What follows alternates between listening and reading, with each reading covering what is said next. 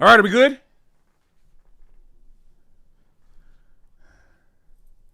I think. Important. Can y'all see me? We good? Okay, because like, yo, so I mean, just like the things that I'm doing, like, I'm just, forget like, thank you guys for the birthday wishes, but like, holy crap. Like, I'm still doing so much right now. Like, I'm still jet lagged. I'm still like, bro, I woke up at 1 today. Barely. I snoozed till 2. After going to bed at 9 a.m., which was early for me compared to what I've been doing recently, because Japan jet lag has been knocking me out more than it's ever been, which is ridiculous. Like, I can't. Oh, this is actually kind of bright.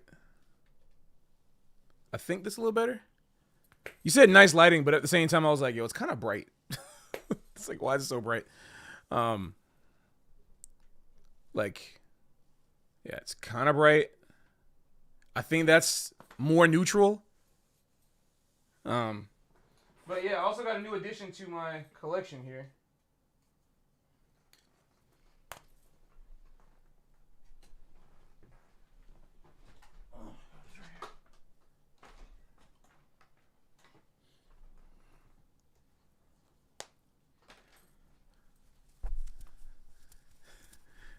Hey guys, where should I put this? Where should I put this? I don't know where I should put this. But like, I got the Mario Party star. I guess for right now it's going here. Can you still see Splatoon? Alright. Alright, that's where it's going for now.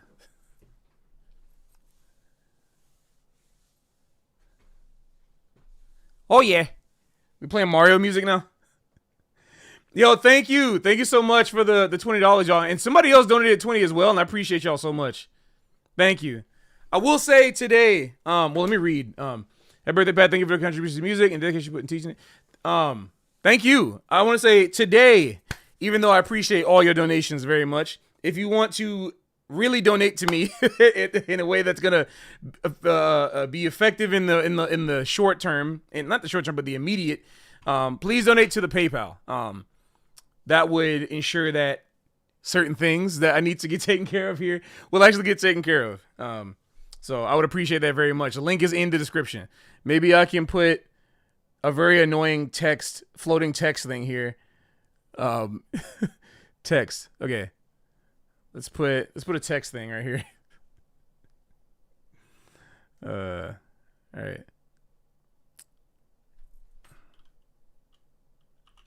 Wow, that's so big. What the heck? Why is it so big? What is it? Wait. Where's the font? What the heck? How do I change the size? Wait. Font. Select font. Comic Sans. Should I do Comic Sans? Full screen Comic Sans. Oh, that's so tiny. I'll just change the size later. Grab it on display. Yeah.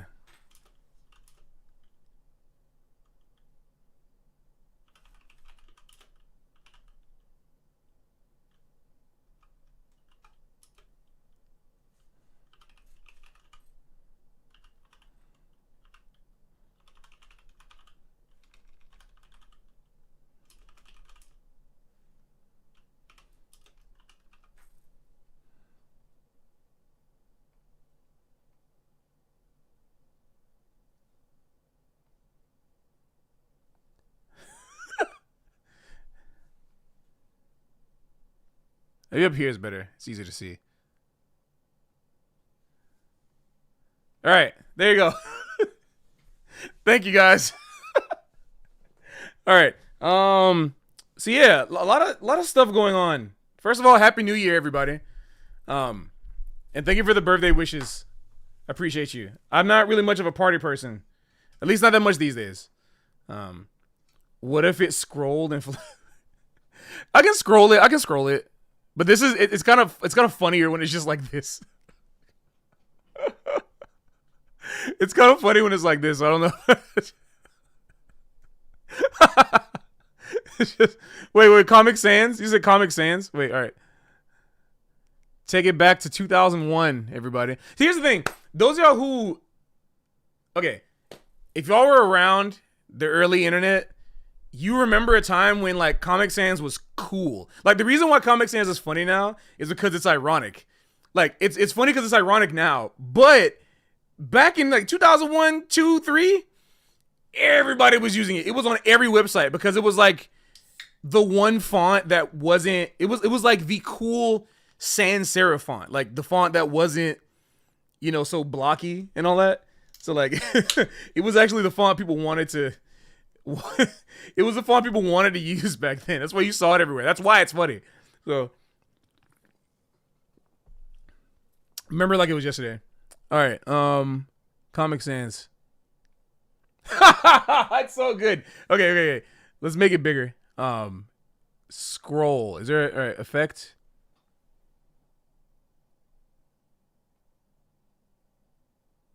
Transform. Oh, no. That's not. I don't think I can scroll it. I'm trying to find it.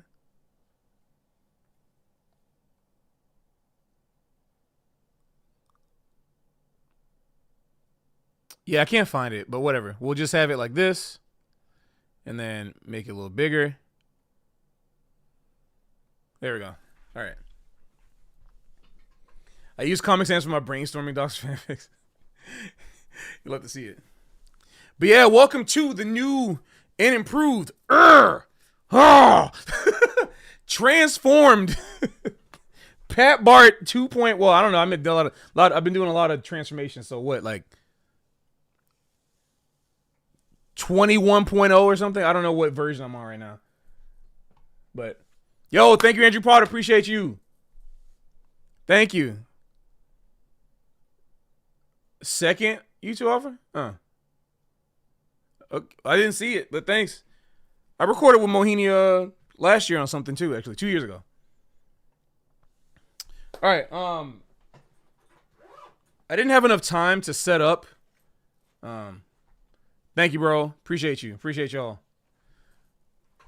Like it's crazy. Like I prove myself wrong. Like more importantly, but like, I proved the haters wrong and I proved myself wrong about what was possible for me. Wild stuff. All right, let me make sure that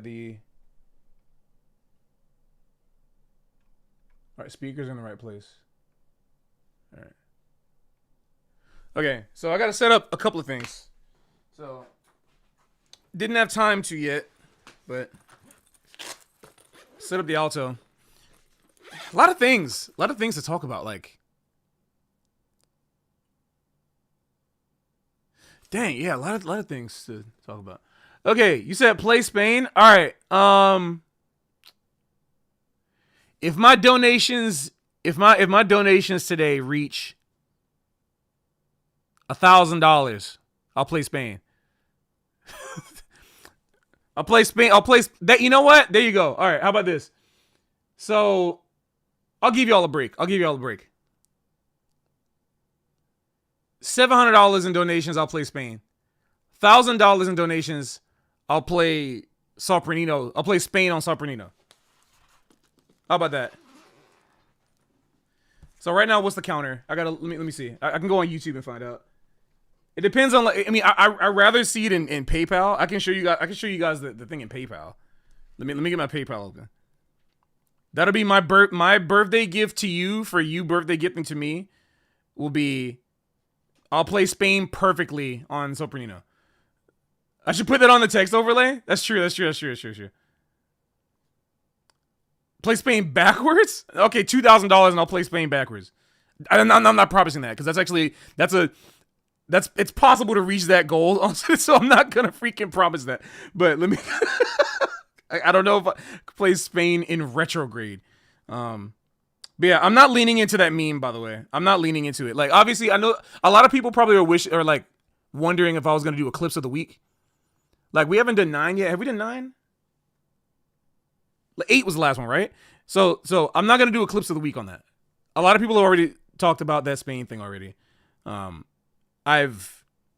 It's like, what else is to be said? I made a comment in Discord about it. It's like, it's honestly, to me, boring. It's like, to me, I'm just like, I don't know. Yeah, it's kind of boring to me because, like, the first time I saw it, I was just disappointed. I was like, what the heck is going on with this? I was just disappointed when I saw it. Then, after that, like, some days later, like a week later, I started seeing some more stuff, people uncovering stuff about it. I'm just like, I mean, everything that could have been said or done about that guy has already been talked about. Jason Salas made a video about him. I'm like, there's nothing, like, if I talk about it, it's just like, there's so much stuff I could have did that would have went viral about it. Like, we know that. We know the kind of reach we have on this platform. It would have gotten too much and way out of hand, way more than, like, it needs to be. Plus, again, like somebody said in the comments just now, yeah, like, it's sad because he has mental health issues and homeless. Like, I didn't know that stuff about him, which is the reason why I said how I felt about him doing that in a comment, and that was it. Because you never know, like, you just never know, like, you know, one of the biggest things I try to do is not make assumptions about people now. You know, that's like one of my big practices, because you never know what's going on. So, like, I stayed away from it. So, I'm not going to go into it. But it is funny that Spain is becoming popular. Like, for some reason, like, because it's always been one of those, like, not meme tunes, but, like, kind of back of the, tunes that's, like, in the back of the head, right? So, like, and he apologized, so it's like, okay, it's closure, whatever. You know what I'm saying? So, like, you know, I think it's funny that, like, this is one of those tunes that's always like, oh, this is like, it's weird that it's considered at least in the fusion world, it's kind of like,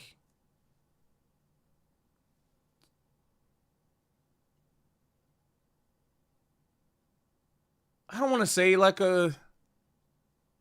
it's almost like, it's like how moaning is, like, not the Art Blakey one, but like Charles Mingus moaning.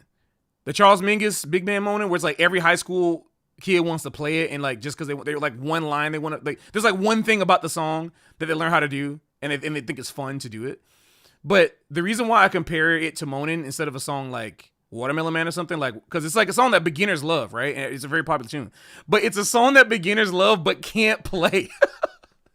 Moaning is a hard song to solo on because it's fast and it got, you know, just only like a few chords. So, like, to actually sound good on it, you got to have really good voice leading. Same thing with Spain. The chords are actually like 4 bars a piece, but it's in a hard key for horn players. So it's actually not like, neither of those tunes are actually very easy to play at all. Like, they're kind of 2 difficult songs to play.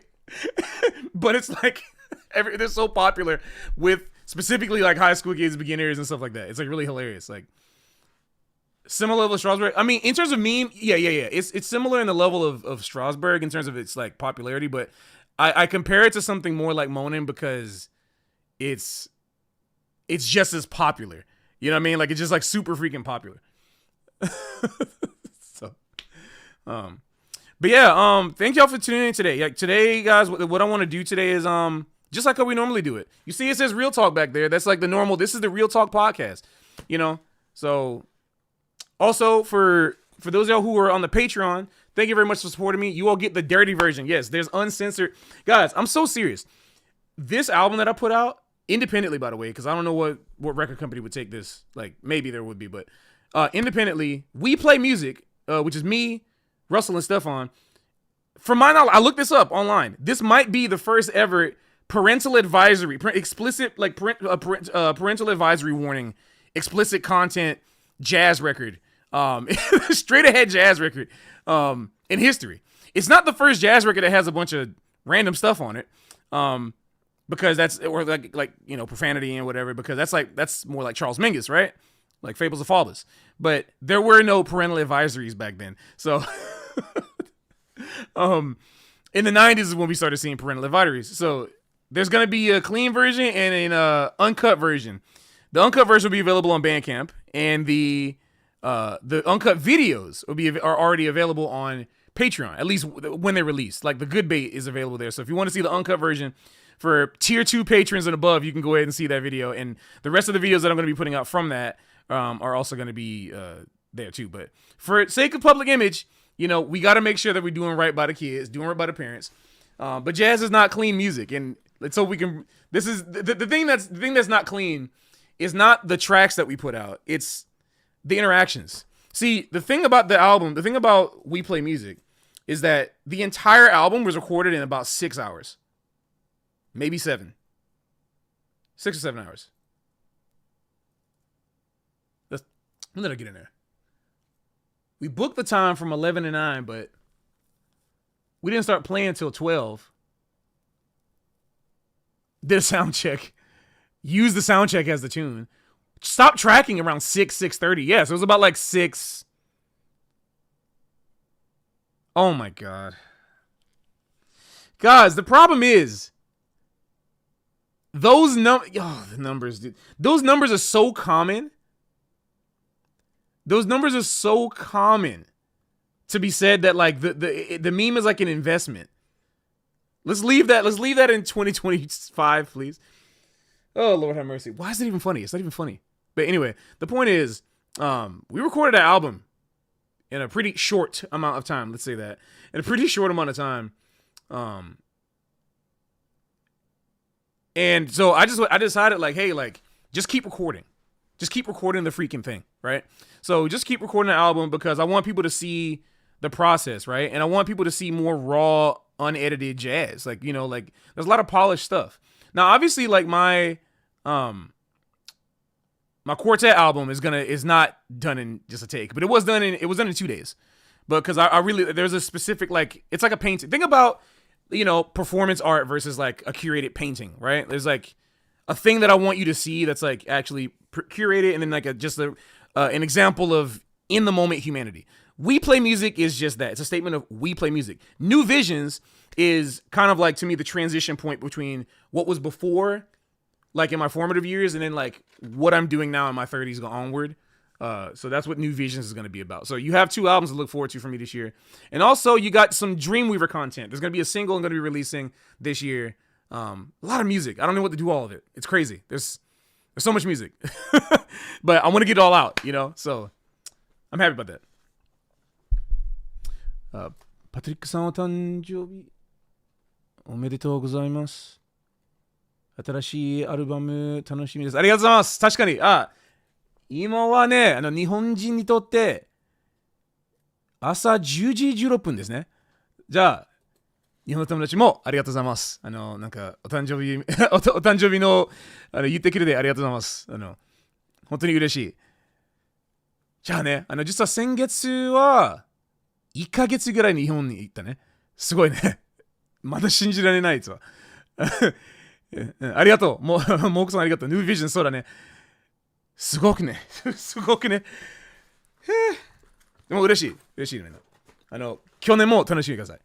俺も楽しみです。なんか、ドリームウィーバーの新しいシングルは、多分今年、去年じゃなくて今年の夏出ます。多分。ちゃんとの、出るときまだ決めてないけど。即で楽しみください。ありがとうございます。先に間違えてね。去年の間違いねっていうのは、今日は今日だね。年は、だから今日ね、いつもそれは、それ、だから混乱してる。混乱できる。でも、去年じゃなくて今年。去年、今年、来年。じゃあ、とにかく、ありがとう。そして多分、ドリームウィーバーと、ニュージャベス、メタフォリックアンサンブル、またツアーがあります。そのインフォ、SNS で楽しみください。ありがとうございます。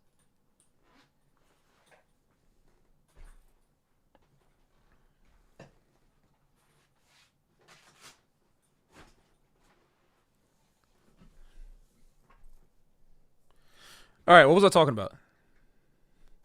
New Jabez mentioned. What's the B-Day song? Oh, thank you for that birthday. Also, thank you for the donations, man. Thank you for the Andrew coming through. You played $10 for me and not to play Spain. Hey, listen, Spain's a good song, man. Spain's a good song.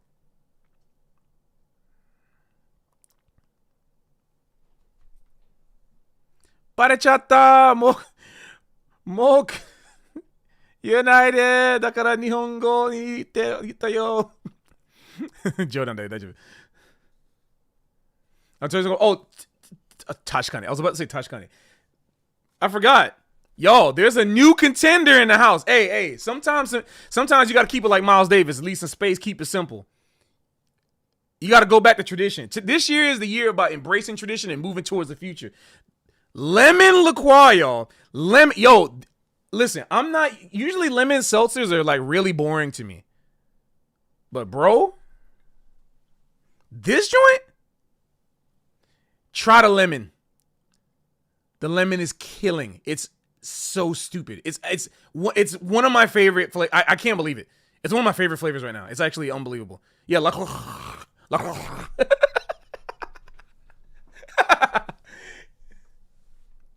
I know, Alex. That's the problem, right? Like, you said Spain's such a good song, but you want to play because it's becoming a meme.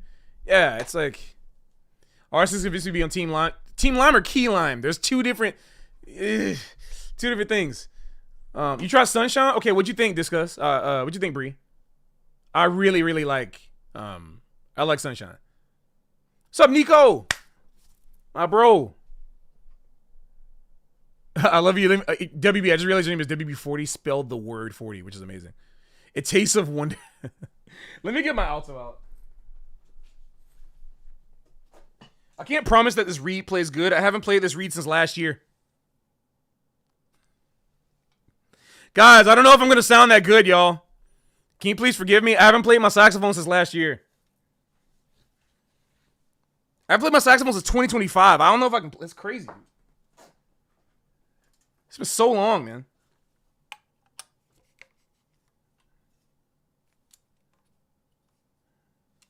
You last played Spain when you were in 15, 16. I think I last played Spain last year.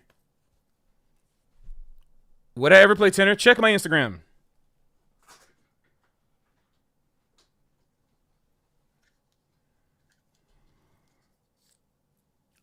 How's this read? This read probably sucks. I hate reeds. It had like 4 marinades. Oh, brother, already with these jokes? Yo, Jackalope. Danger, Jackalope. Any Yu-Gi-Oh players? Any Danger Dark Worlds? Please? Because I'm a Dark World player. Can I speak Spanish? Un poquito comprendo. I used to speak Spanish and when, up until I was like 15, 16.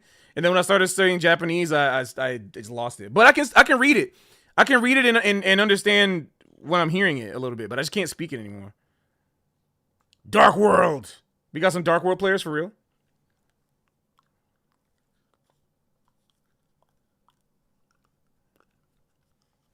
There's something hilarious about listening to someone read in their mouth. Imagine like, you're like you're born with a silver spoon in your mouth, they say, for being rich. What about if you're born with like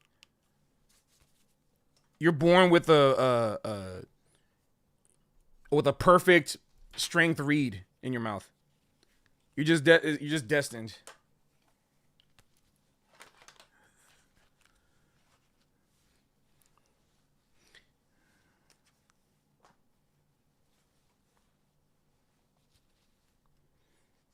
It's very expensive, actually. It's terrible. I hate it.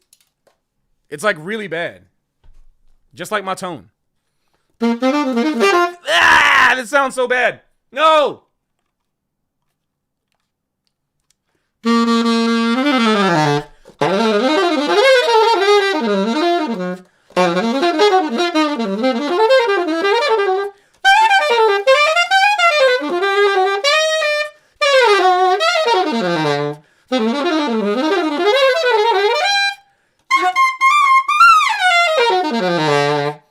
Yeah, I always for some reason when I play, when I test and I warm up, like I always play Cherokee. It's like the first thing that I go to. I don't know why. All right, let me check the donations list. How close are we to playing Spain? I have to check. Whoa. Okay.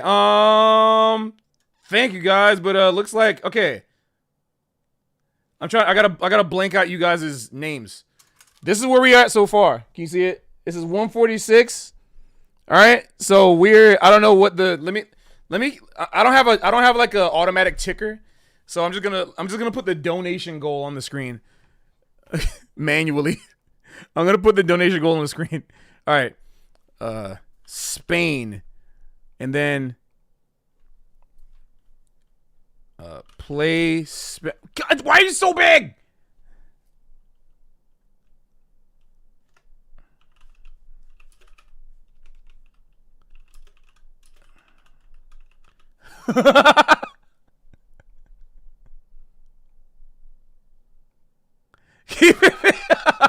No. Somebody donated 2 cents. All right.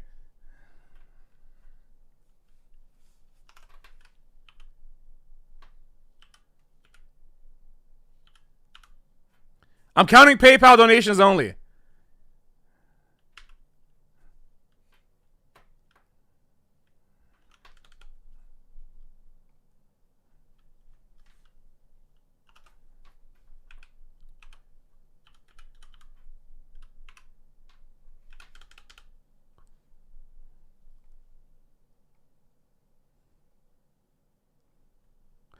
This is so stupid.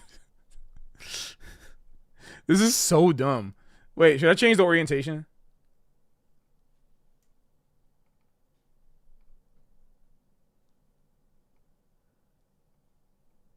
Writing system. Yeah, how do I change the orientation? Oh, alignment. Right. There we go. Okay, I did it. All right. There, now I don't have to do this anymore. Oh, put it in Comic Sans. Thank you. Well, I'm messing up. I've been out of the game for a minute. I haven't been streaming in a minute, y'all. Sorry, I forgot about it. I haven't been streaming in a minute. There we go. Oh, it's so much better. All right. I will update the list. I will check every 15 minutes.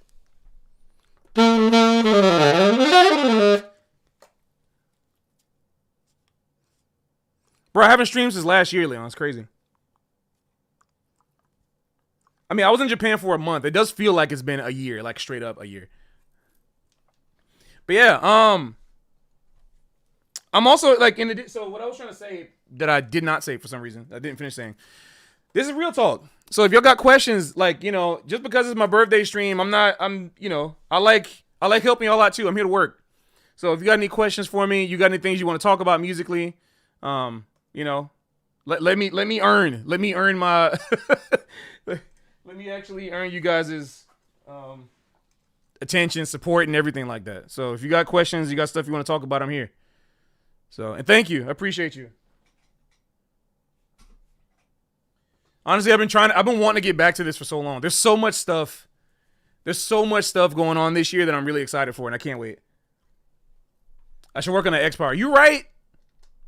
You're totally right, Phil.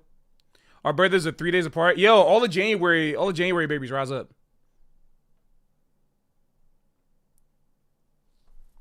All right, so Alto's prepared.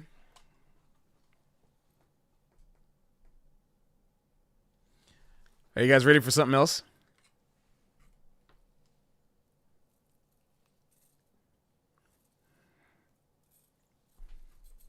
For the first time in real time. I got to prepare this off camera.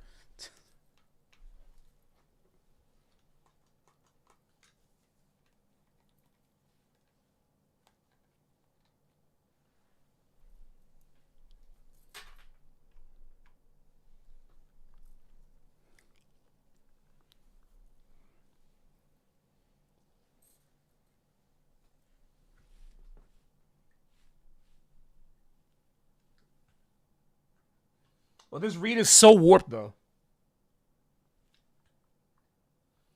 Might not sound. It might not be that easy to play altissimo like I want, but.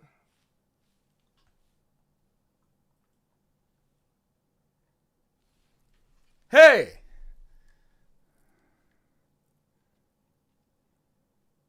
This thing is crazy.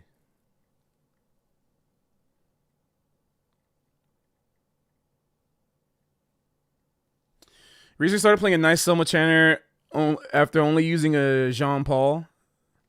I mean, that's definitely gonna do a lot. It transformed me playing. How much your playing change you upgrade your horn? I mean, it was like immediate, you know.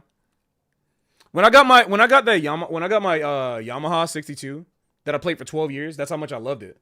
Like when I got that horn, yeah, it was like night and day. It felt like, wow, like now I can actually start learning the saxophone. Like the trial period is over. I can actually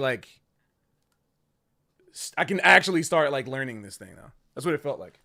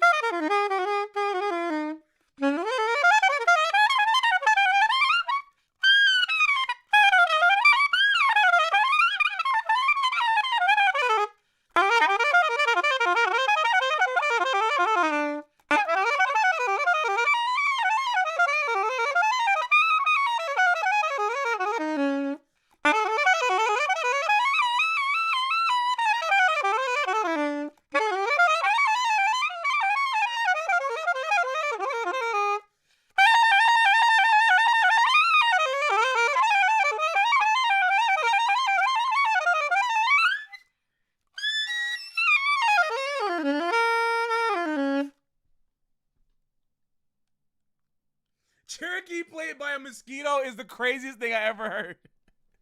Cherokee played by a mosquito. Man, there's like no mouthpieces.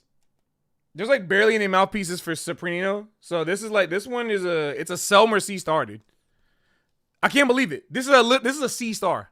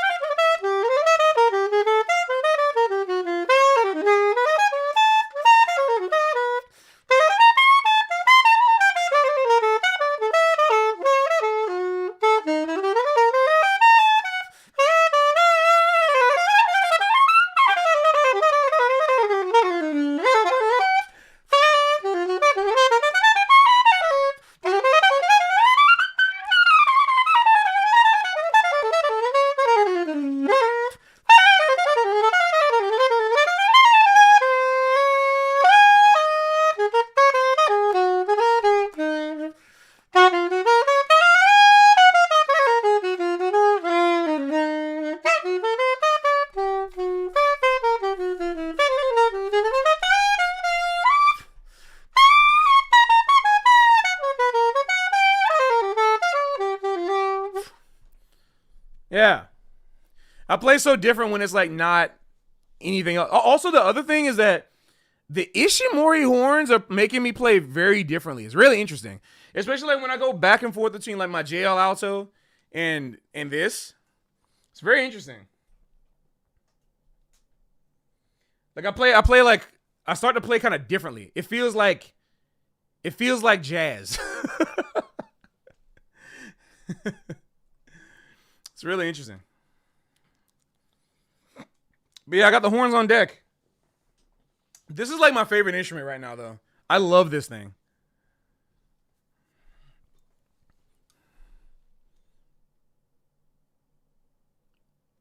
Dark matter reads. Yeah, man. Do I have a Switch too? Yes. I play a lot of Kirby. Kerbo.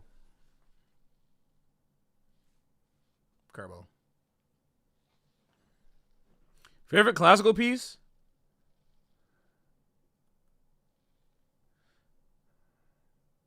That's hard. It's easier to talk about my favorite classical composers. Maybe that's easier.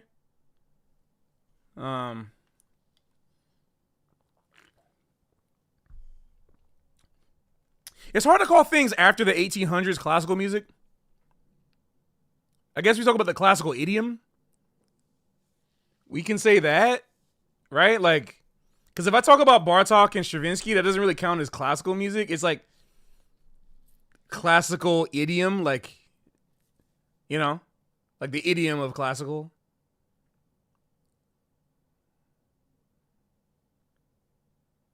Yeah, it's kind of hard. That's why it's like, if someone say like, oh, like, what's my favorite classical? I'm like, okay. I mean,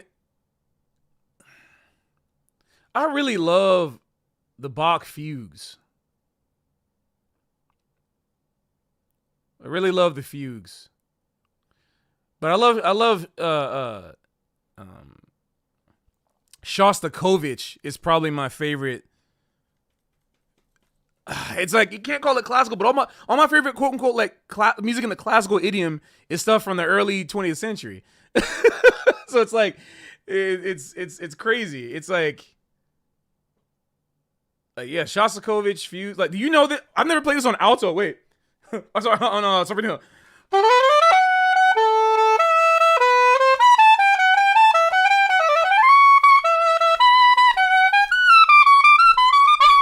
Y'all know that one? That is the one, dude. In G major, that joint gets me every time I hear it. I'm like, oh my gosh. I went through a phase like, I went through a phase on my second year of college. My second year of college, I went through a phase where I was putting through. I called it Shasta Band, where I found. I don't know if it was on IMSLP. It was somewhere, but I found like a bunch of MIDIs, downloadable MIDIs of Shostakovich Preludes and Fugues. And I took all the MIDIs, I put them into my DAW, put them into Mixcraft, and assigned different instruments of them. I was like, you know what? Like, if these, because the way he writes his fugues, I was like, all of the voices fit exactly in the range of like a saxophone. It's really interesting. And I guess because they're all in like the voice of like, you know, an octave and a half, 2 octaves. And so in the exact register of like a SATB. And I was like, yo, this is kind of sick. So I made a bunch of like sax quartet stuff with the fugues. I made a bunch of like band stuff. I put drums on fugue number 3. I called it the Shostakovich Fugue Orchestra. And I just arranged all the parts out to like different orchestral instruments. It was like, I need to rip furling etudes on the mosquito. Stop calling it a mosquito.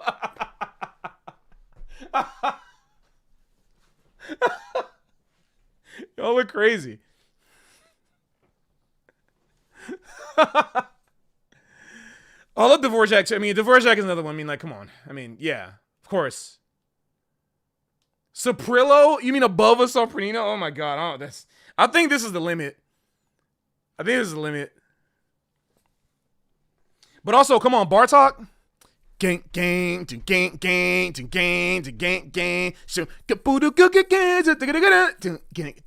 I'm like, yo, this is like, I've been wanting to play that as like a tune for like a long time, actually. I like Borodin. Yeah, I like the Borodin Second Symphony. I think it's the Second Symphony.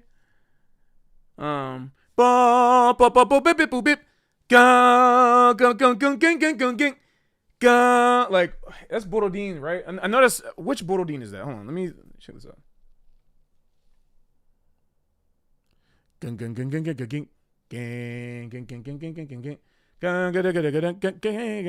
Wait, Borodin Symphony 2. It has to be this.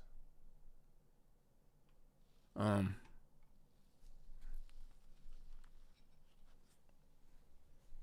Debussy, yes, yes, wonderful, another beautiful. Again, if we're talking about late 19th, early 20th century, there's like so much crazy stuff going on in that time. Which I mean, like it's amazing. That's like it's like post bop. It's like the post bop classical era, man. It's like it's killing. It's killing. Yeah, let me. Charles, yeah, you dig? There's so much stuff going on at that time, man. And you know what's cool too? All those cats were hanging out at the clubs, bro. Bartok and Stravinsky, they were in New York. Bartok was checking out Pops. Stravinsky was checking out Bird. They were all together. You know, it's like the divide between classical and jazz music is so funny to me because there was a period of time where like if you talk to the actual cats, they didn't give a crap. Like, bro, Stravinsky would show up at the Bird's concerts. Bird was known for applying so many different classical techniques, referencing classical pieces, playing classical method books. They were all together, but now it's all split because of like, you know, racism, institutionalism, all sorts of weird stuff. But like they were, you know, it's like people it's like people in the comment sections always try to split me and Baptiste apart. Go to any comment section like with me in it, especially if it's me with Emmett. I don't know why. It's like they think like, oh, they get the most visibility in Emmett's videos. They always try to put me up against Baptiste, not knowing that like we love each other's playing. It's the same thing. Like all the classical people want to like, yeah, no jazz, and all the jazz people like, yeah, classical stiff or whatever. It's like they loved each other. There was nothing mad about it. I don't know which version I want to hear, but yeah.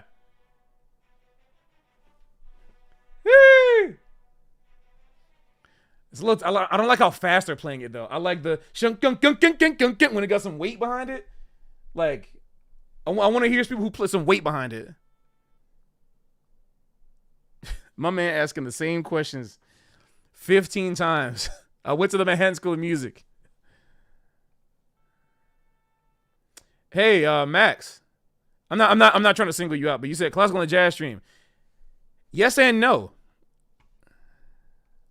Look at where do you see the word jazz in this name of the stream? Where do you see the word jazz in my my username? It's Patrick Bartley Music. We love music here. But thank you. Oh yeah, I forgot. The volume is off. Thank you. You're well, maybe you didn't get to hear the other one anyway, because I wanted to find the one that was actually like the right speed. Oh, maybe this might be it. They might got some sense.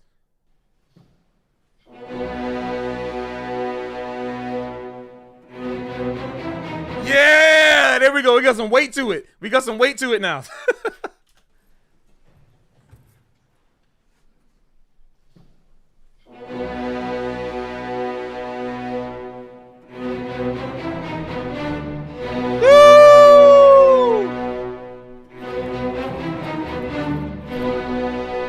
It's my joint. Ging, gang, ging. Woo! Bro, this joint's heavy. Dude! This joint's heavy, dude.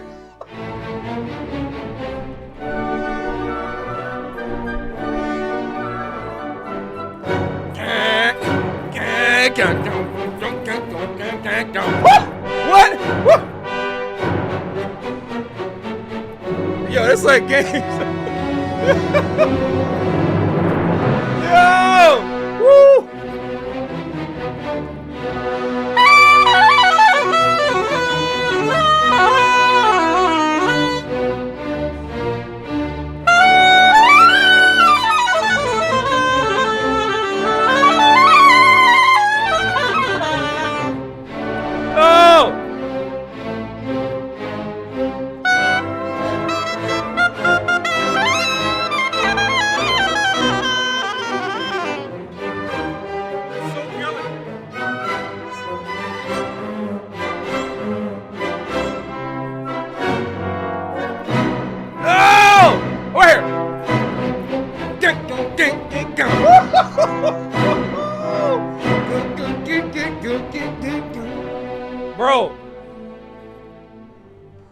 This is so killing. It's so freaking killing. Freedom.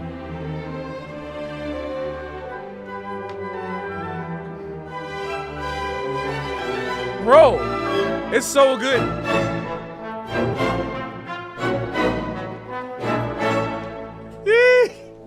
But yeah, anyway, I'm not gonna play the whole thing for you, but y'all gotta check this out. This is one of my favorite pieces.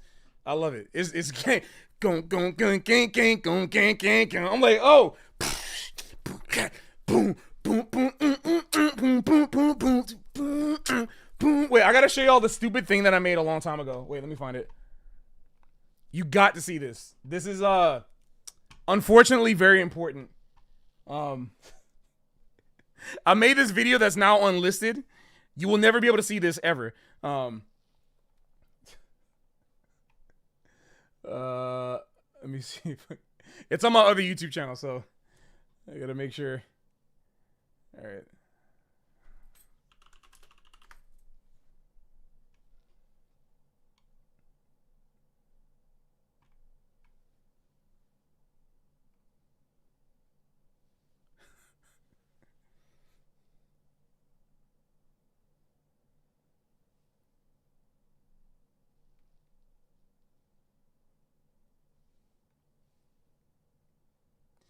Yeah. All right. I gotta go deep into my archives for this right now. Okay. You all aren't ready for this.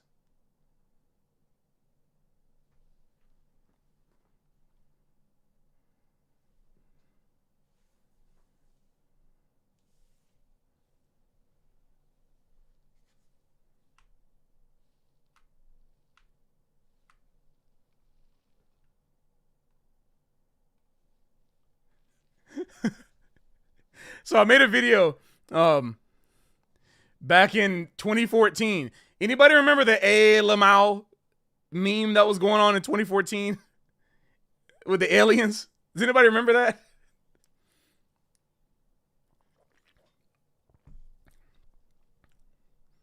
Okay, so guys, this is Borodin A Lamau. Guys.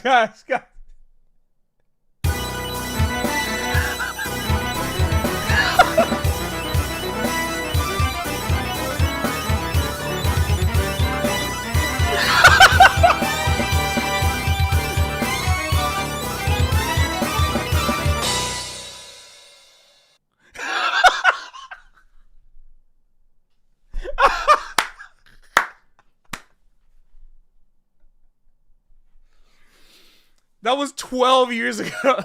You play this at the function? Bro, this is how bored we were in college, bro. We weren't like, y'all thought we was like shedding. Like, yeah, we were shedding, but sometimes, but most of the time we weren't. This is the kind of stupid stuff we were doing. Hasn't aged today, great. You getting at the galactic slums, crazy. Yeah, I just want to share that with you. Thank you for watching.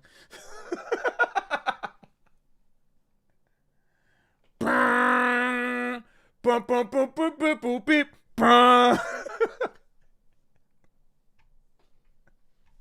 moving different. These strings ain't nothing to me, man. Can you find that? No, it's private. It's sorry.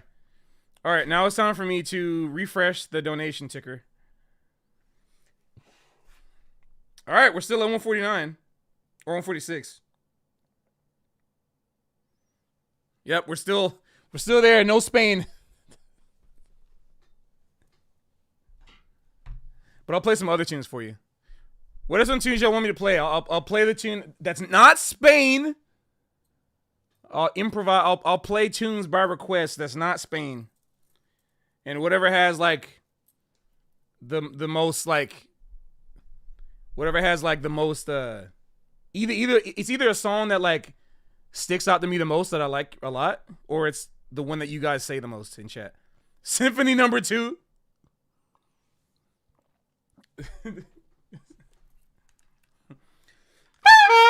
Whoa.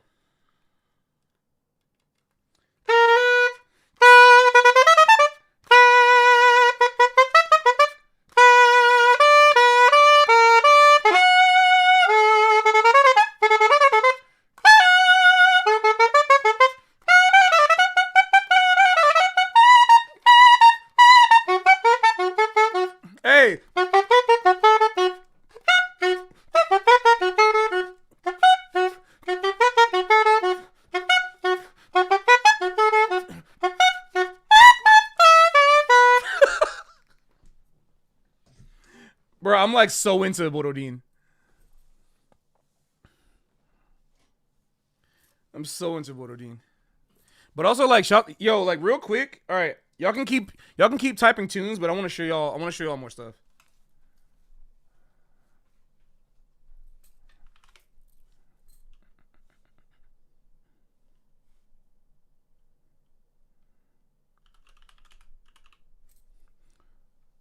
Like the prelude and fugue in G major is like one of the most beautiful things ever that I've ever heard. I love it. I want y'all to hear this.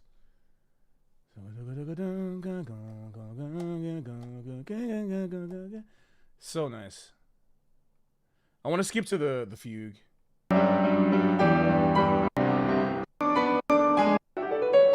Yeah, this joint right here is like it sounds like it's from the future. It does not sound like it's from like 100 years ago. Like it just doesn't sound like it at all. It's incredible.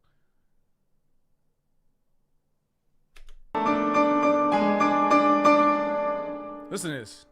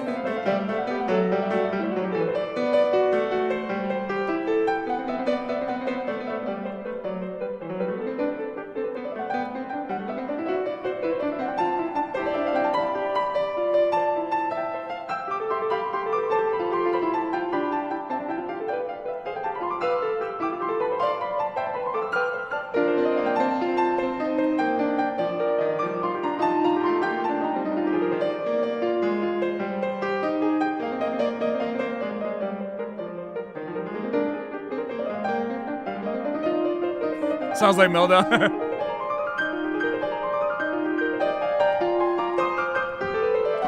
Oh!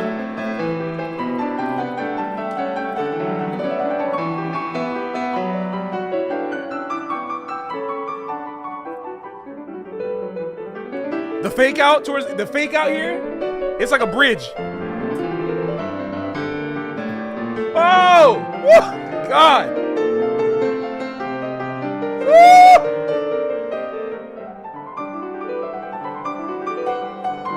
Bro.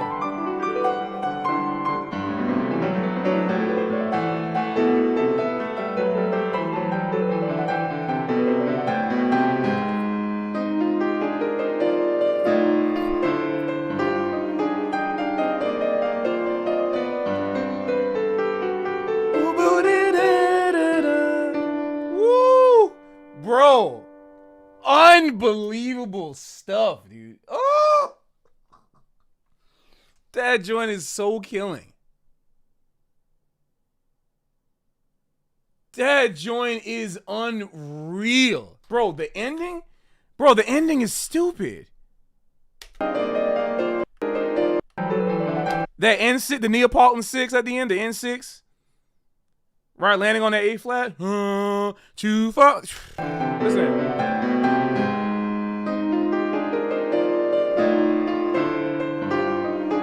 Fake out minor.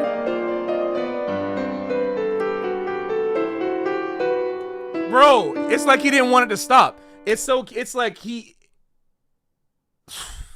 I could say so much about this joint. I mean, I did one of my papers on this song or not song. In this, you have to say piece in this world. I did one of my papers.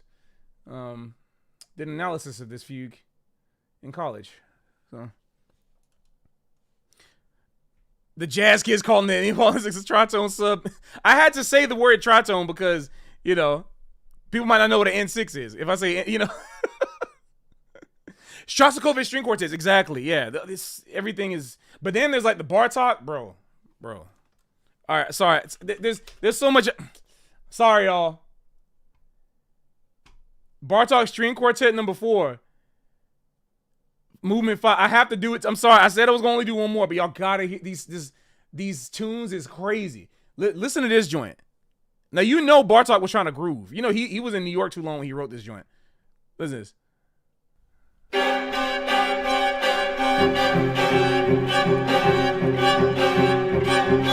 Hey, wait till I get into it. Wait till I get to it.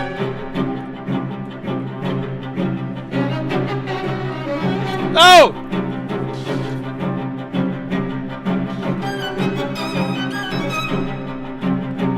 What the heck just happened? My saxophone's not playing right now.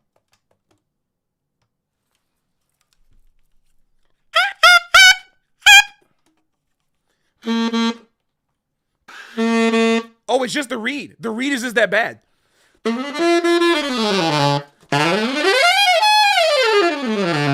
Saxophone's fine. The reed is so bad it won't play. What? Dude, what? That's the first time I experienced that. Sorry. Like.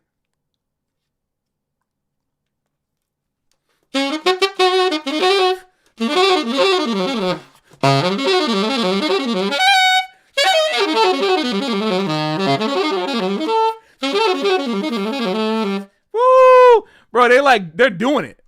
They're doing it, bro.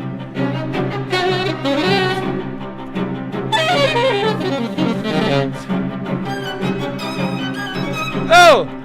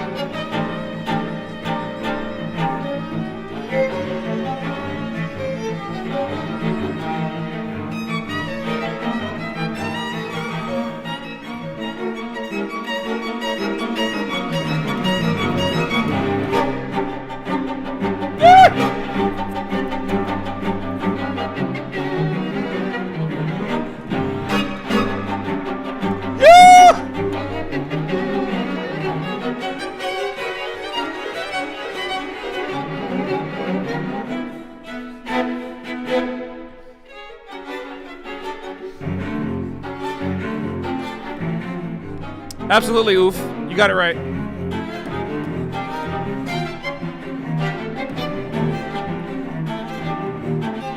God, dog.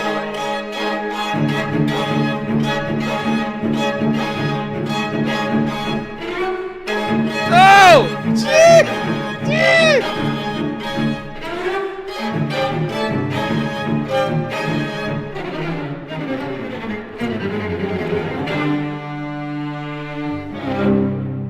Bro. Bro. Bro. Bro.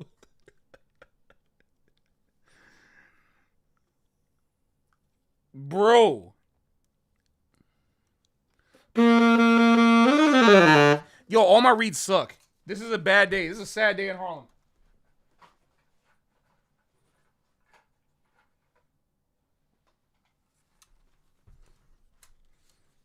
Let's see, I got no more reads left. Let's see, Ishimori had Ishimori threw some reads my way. Let's see what he's talking about. Lickaphones run dry. Wait, this is tenor. I was like, why does read so dang on big? And I was like, it's a freaking tenor read. Wait a minute. Wait a god dang minute. Do I got no more alto reads in here? Hold on.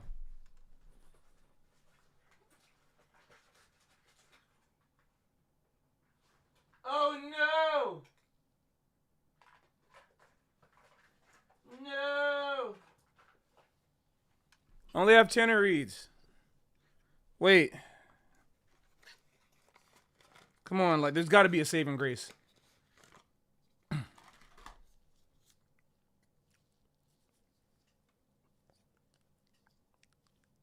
There's gotta be a saving grace here somewhere.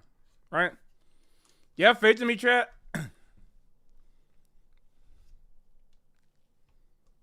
Alright.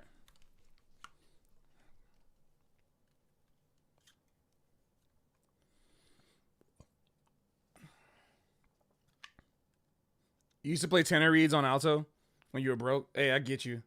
I used to play soprano reads on clarinet sometimes. Hey, if you haven't tried a soprano read on clarinet, it's actually pretty good. It's not bad.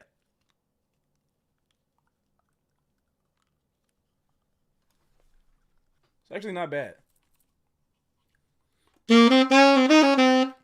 All right, this sucks, but it's the best we're gonna get.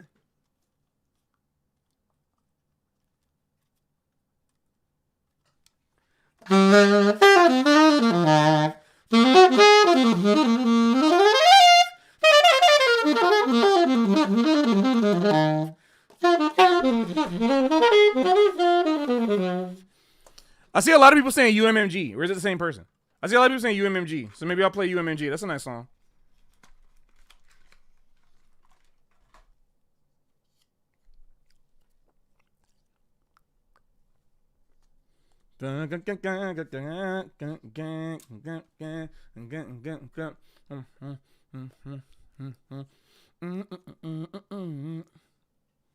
Conception's nice too.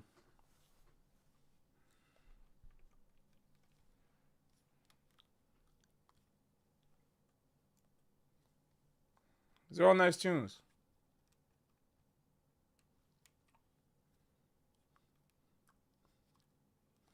Just Friends on Sopranino? Wow.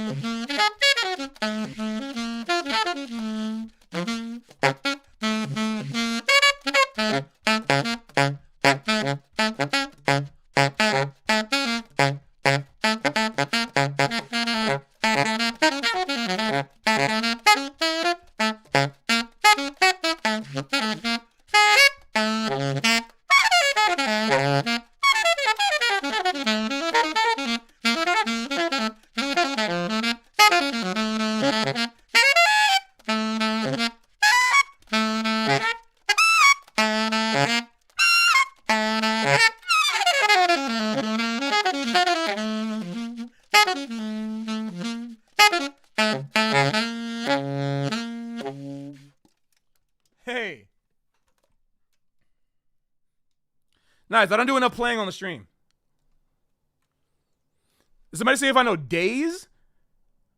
Oh, is that back in the days? That's that other song in D flat by Colors that sounds like G boom wow Sekai, right? Because that's like the one, right?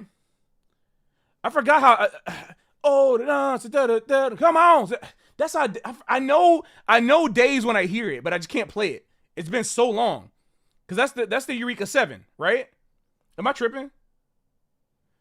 Yeah, but of course, like, if you're a millennial, you gotta know.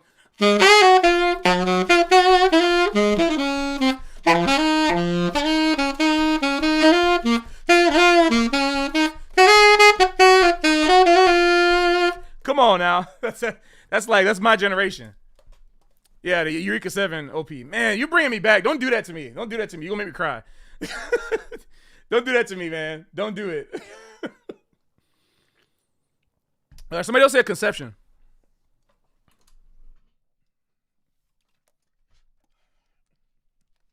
I did watch the Stranger Things finale. Underwhelmed.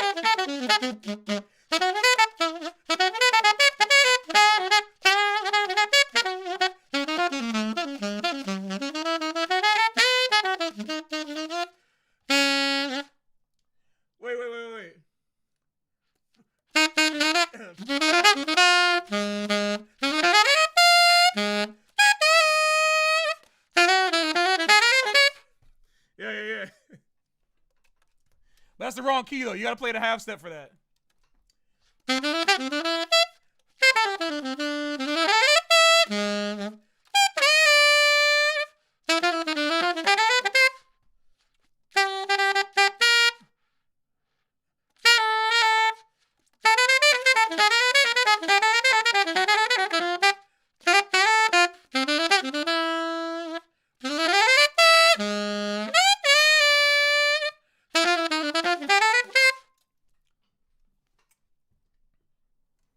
Yeah.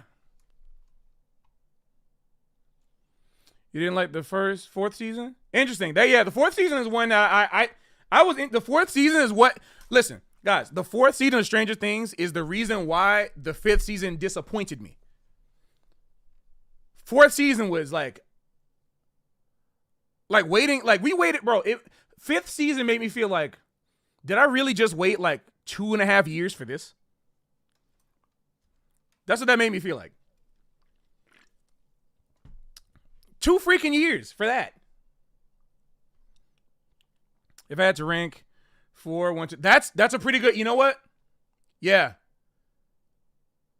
I might move 2 and 1, maybe it depends. But maybe I gotta go back and watch it again.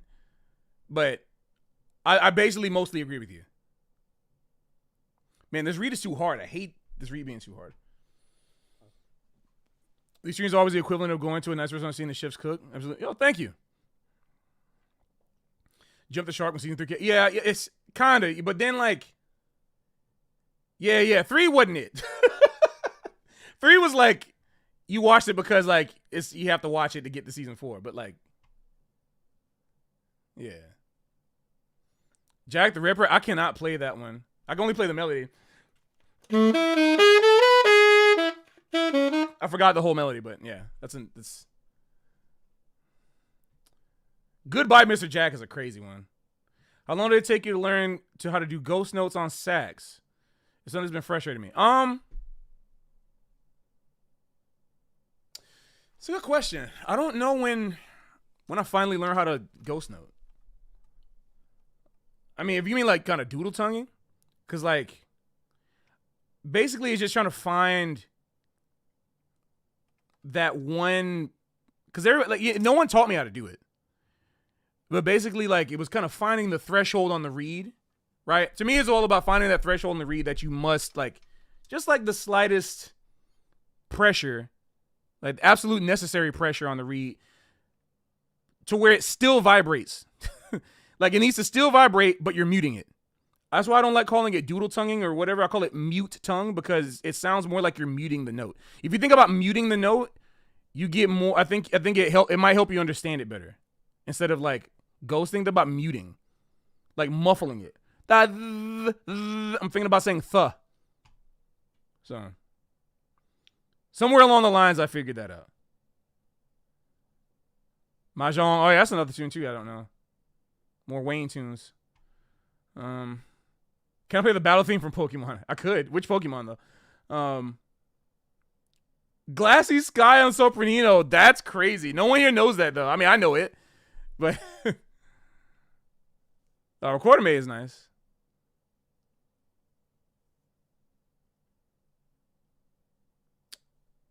That requires a whole other video, Spaghetti. But no, it's all improvised.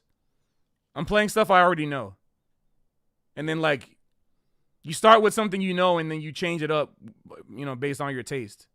Like starting with a recipe and then deciding you might want more or less salt in it. Let me experiment. You know what flavors taste good together, right?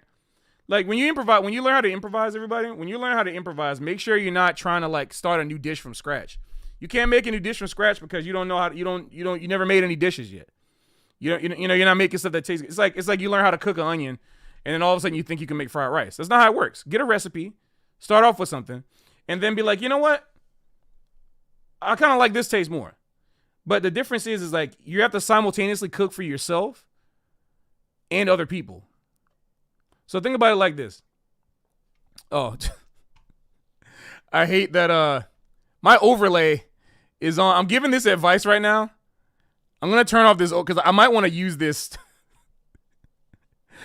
I might want to use this for a VOD. So I'm going to turn off the text for a second.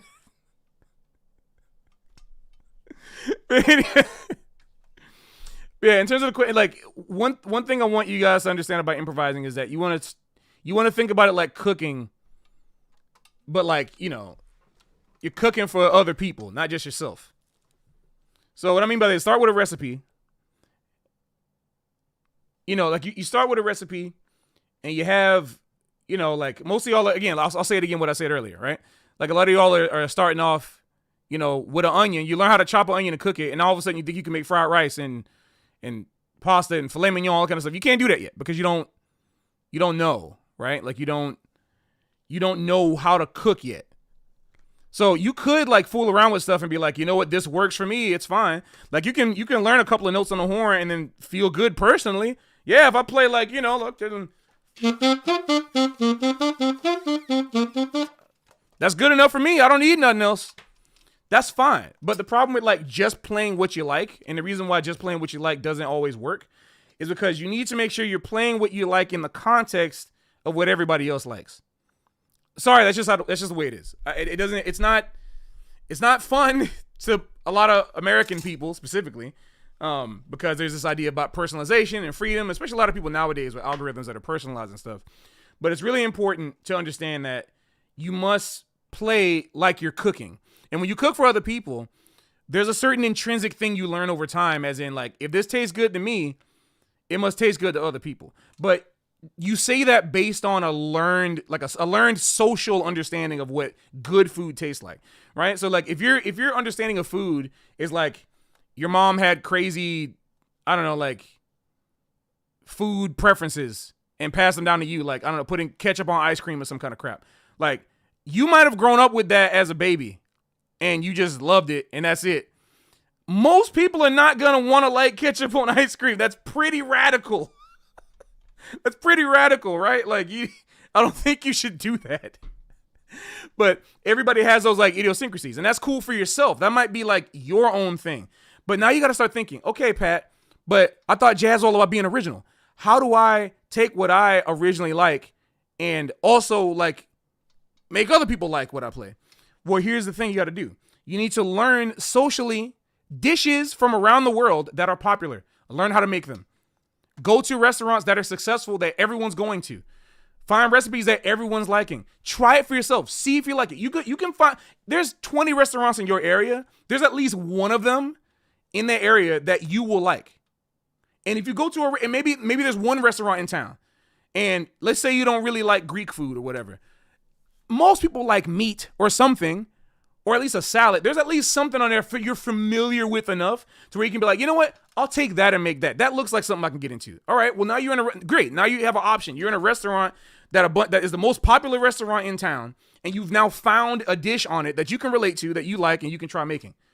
Perfect. Start with that. So if we use an easier menu analogy, like if you want to make spaghetti, right? Everybody loves spaghetti, right? There's so many different ways of making tomato sauce spaghetti. Get a recipe online if you don't know how to do it. Find one that's common. Then guess what you can do? You make that, and then you see what type of ingredients go in a spaghetti. Okay, maybe like savory things, maybe sometimes sweet. A little bit of sweet because tomatoes and some spicy, some savory. All right, spaghetti is like the perfect vehicle for so many different things to go in it, right? So if you learn that generally, okay, maybe I should start with the basics: salt, pepper, garlic, basil. You start with those 4 things to season your spaghetti, and you come up with something nice. Then you start experimenting in the same dish. In the same dish. Don't get no nothing. Don't be like, oh, I can make spaghetti. Let me try making fried rice. No. Stay with the spaghetti, right? This is something you know how to do. So if you want to get original, take that cayenne pepper out of the thing and be like, I like cayenne pepper on this. Let me try putting cayenne pepper on this thing, right? You have a template. You start with it. Mix that in with the thing that's already there, the template. Now, guess what? You already know how to make something. You spent time perfecting, mastering this one thing that everybody likes, and your own the thing you put in. If it matches, you learn 2 things. I like this, and also, does it match with the general flavor profile of spaghetti? So you think cayenne? It's a pepper. Okay, people put peppers in spaghetti. So because it's a type of pepper, maybe, and I like it, well, maybe it can work. You're not going to dump an Oreo into the spaghetti just because you're crazy, whatever, like, I want to be experimental. No, put things that are in the world of the thing. You got to, in the world of the thing, all right? You're not throwing out an Oreo into the spaghetti. You're taking, in the world of red sauce-looking things, savory, salty things, what works in here, right? Then you start learning. Then you start going online. Okay, I want to mix it up. So you go online and look at some other recipes. Like, look up sweet spaghetti, look up bitter spaghetti, whatever. Look up, like, oh, that old Italian trick, put in dark chocolate in the sauce to make it. Oh, whoa, I didn't know that. That's crazy. That's like throwing some Eric Dolphy in there. You might not be ready for Eric Dolphy yet.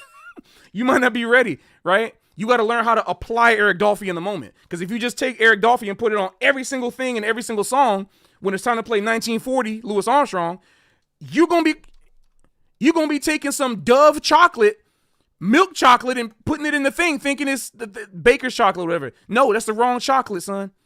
Honey, child. You don't have the taste for it yet. So calm down and start looking at the way other people put a little touch of Eric Dolphy in the thing. And you're like, oh, okay, that makes sense. Because you gotta learn the social part of it. And that's what's missing nowadays, is that all the tailored algorithms, right? All these algorithms of personalized music, like YouTube recommendations, Spotify, all the kind of stuff.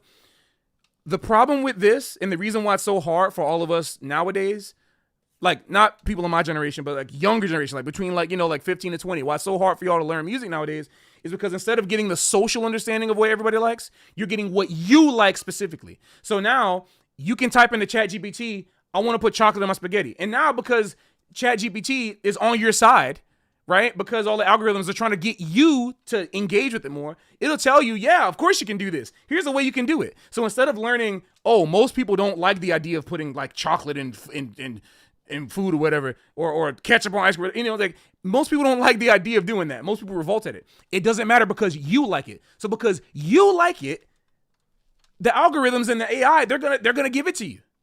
So you'll never know what other people like. And because this kind of confirmation bias is so strong, and because this one singular algorithm, like the personalized algorithm, is so strong and is feeding you this, it's changing your brain. If you see this first at 15, by the time you're an adult and you've been doing this for years, this is the thing that can happen. You're going to see the social music, you're going to see the social understanding, and you're going to think that's BS. I'm doing my thing. These guys just don't get me. That's what's going to happen. It's already kind of happening. And so you need to find a way to get with the social understanding. So go out to your sessions, go out to clubs, talk to older teachers, see what they used to listen to back in the day, and don't ask them what do they like. Ask them what was the popular record of the day. What was the type of popular record that you all liked? What was the what was the tune that was played at every session in 2007? Ask your teachers this stuff. Like, this is the type of stuff we got to know, because this is how we get connected to the language. So instead of starting with straight up just, I need to like play my own thing and this is my own whatever, like that's cool on your own, but you can't be giving other people your own personal creation yet, because you don't know how to curate it to their tastes. But you have to do that. It's not a business thing. This is not about making money. Forget money. What this is about, it's about connecting with people. You got to learn how to connect with people. And the way you connect with people is by finding that common language. And the common language is in, what do we come to the most? What's the collective understanding? What's the collective like? What's the collective feeling? What's the collective vibe?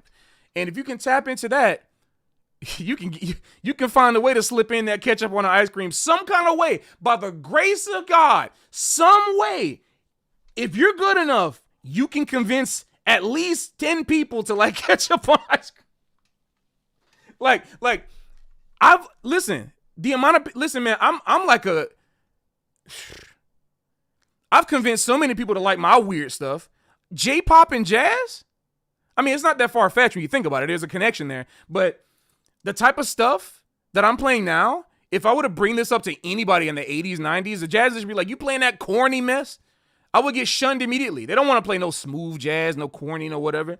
But I've made an entire musical dynasty, no pun intended, Dynasty Warriors, love me some Dynasty Warriors, off of my, like, I'm wearing a Hello Kitty shirt. Why am I able to wear a Hello Kitty shirt in jazz? Of course, there's a lot of people that make fun of it, but who cares? It's because I've learned, like, socially how to fit in. I've learned how to, like, communicate my message in a way that helps, that other people can understand it. I'm no longer afraid to be myself, because I've been on all sides of it. I've been on every side of it. Y'all saying like, yo, it's tough. Like, yeah, bro, I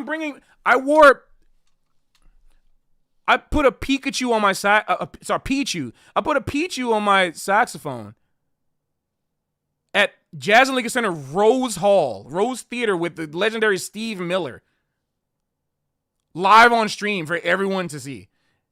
And that might have been his last concert ever, and I played a Pichu on it. Like, why can I do that? Because I can play. You can't put a Pichu on your saxophone at Jazz and Lincoln Center if you can't play. I have the musical authority to do this now. Because I put in the work to practice what I have to practice. That's it. I learned how to communicate. So if you want to be yourself, because everyone's already themselves. That's the thing people don't get. You're always yourself. You're already yourself. You're never not yourself. Everyone from the day they're born has their own voice. It's not a matter of having it. It's a matter of finding it. And by finding it, I mean finding the way to communicate it. Okay? Having your own voice does not mean that you need to go look for it in something else. Having your own voice means learning from other people's voices that people listen to, that people like, and learning though, like what makes people listen to those voices, what makes people want to eat that food, what makes people want to listen to those sounds in music on the instrument. Find that out, and then your sound is in that, because you'll learn how to communicate it with that. You got to do that. You can't just be a random nobody showing up like that. You got to have something that people are into. That's not about money. It's just life. So anyway, let's put back to Spain in the donation thing. Thank you for letting me rant, because I couldn't think of a simple answer for that. Pat, what do you think of Effortless Mastery? But I love that book. Changed my. I talked a lot about that book actually. When I was 17, that book was like a turning point for me. I was like all kind of more like straight ahead up until that book, and then it opened me up to everything. That book opened me up to basically everything.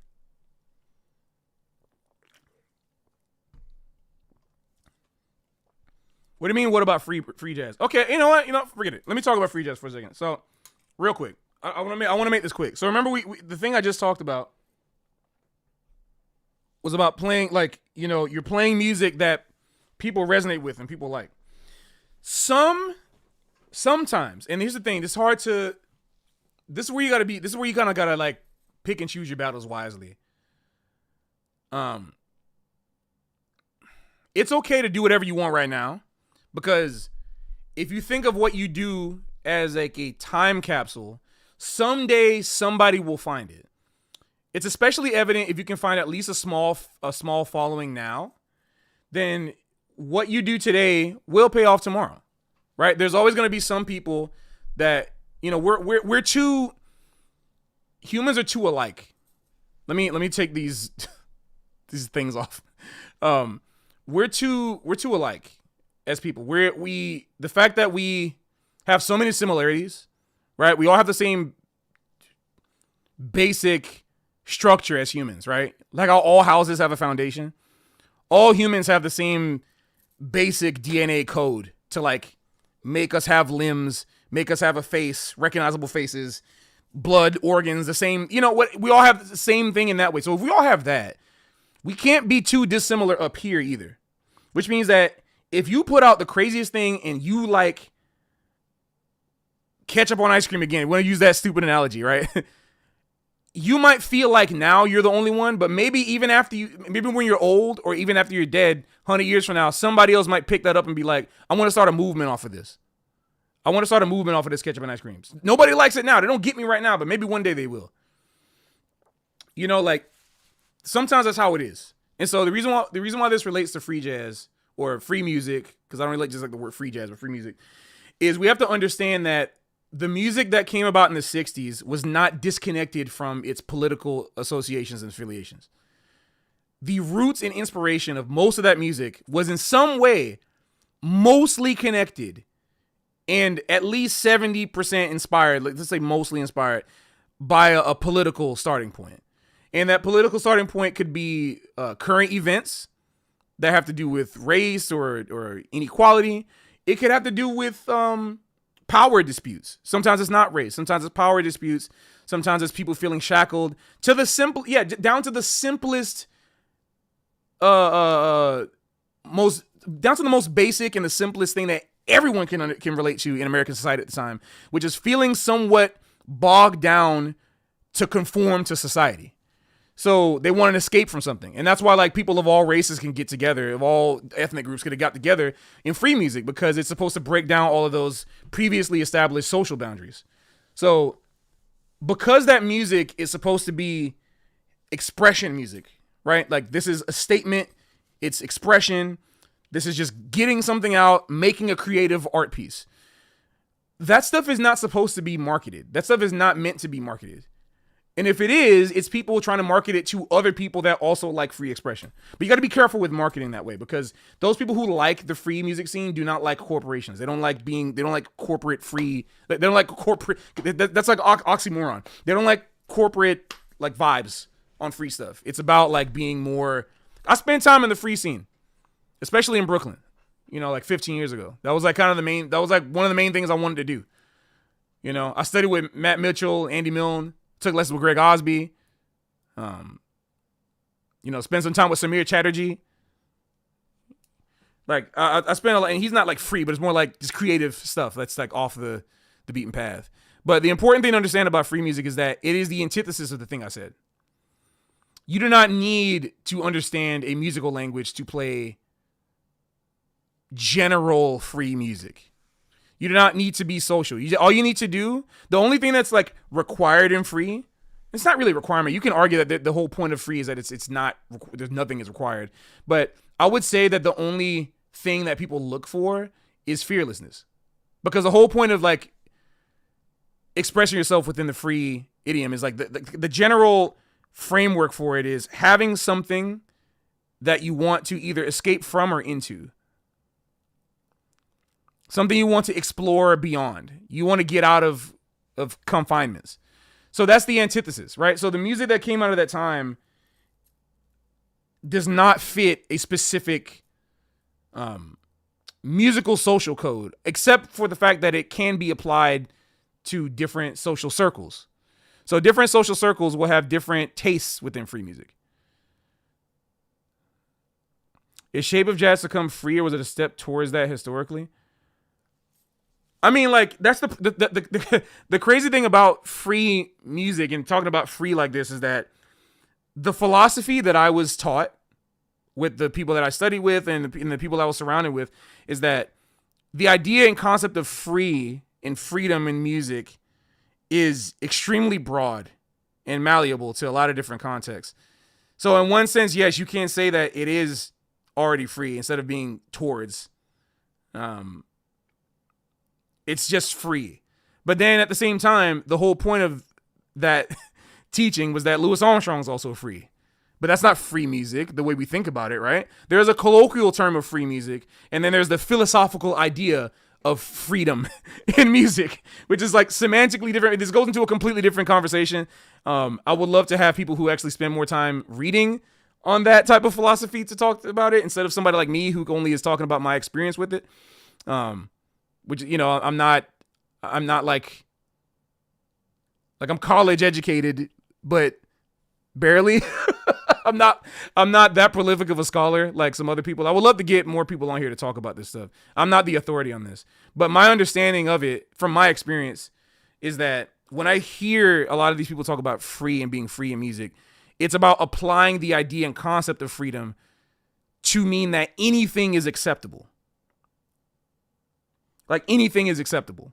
So basically that means that in this situation, in this case, you have to kind of go down. There's like a bunch of different layers you're breaking. So like the first one would be like freedom from genre, right? To be able to play whatever genre you want. Then there's like freedom of the content within it, right? Freedom of the content within it, which means that like even within the thing you play, you're able to move in whatever direction you want. And then there's like the deepest layer of it, which is like you can find freedom in any type of music.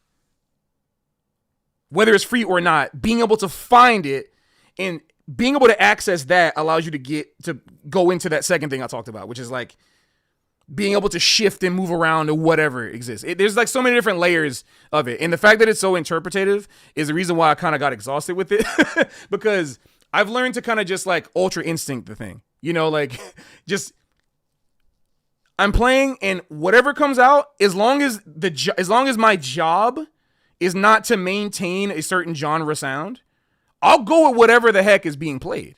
I don't care. Whatever music is played, we'll play. That's how me and Russell work. That's how me, Russell, and Stefan work. That's how we work as a trio. The reason why we can play the way we do is because we're riding the edge constantly of like, okay, we know the type of tune we want to play is this. So we'll stay close to this. But if it goes in a certain way, it might. And then come back. Like, yeah, all right, are we going here? We going here this time? We not? Okay, let's come back. Because we can go there. We have no limits. If it's going to go free, it's going to go free. But like, but the thing we're going to do is here. So, yeah, free. Talking about the idea of free stuff is interesting. Yeah, it can go a lot of different directions. But I feel like the question that you were, no worries, Seltzer. Thank you. I feel like the question you were asking was related to coming out of my whole idea of like you got to learn what other people like and stuff. And you said, what about free jazz and stuff like that? Well, like that music was not about being connected to people. Like what I mean is I don't mean that like they weren't trying to form community. The community they wanted to form was a community of individuals, a community of people that were free to express how they wanted. Hyper liberal community, right? So like free flowing, free thought, liberal ideas, intellectualism, philosophy, sprinkles of nihilism and hedonism. maybe not sprinkles. Sometimes it's a lot of hedonism, but depends on who you talk to. Just depends. But that's kind of the general idea. And I like to live my life in a balance, and I'm down to go anywhere with it, basically. Freedom in and freedom from music get conflated. Well, I think the better way is freedom to and freedom from. That's how I've heard it described, and I like that a little better. But freedom within is also good to talk about. All right. Let's put this back. And now I'm going to check updates. All right, we're at 153. Time to update.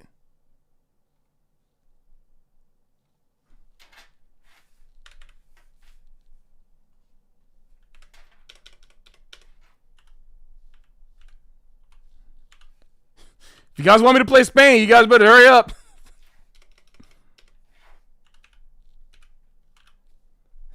My roommate has to sleep. I'm not going to play past 10:30. No, but seriously, thank you guys. I appreciate you. These blues. You want to play the acapella? That's hard. Speaking at Steve Coleman also created the community chat. Yeah, I mean, there's so many ways you can do it, you know. If you're strong, you know. Oh, moment's notice. Guys, you want to know a secret? Should I play this for you guys on stream right now?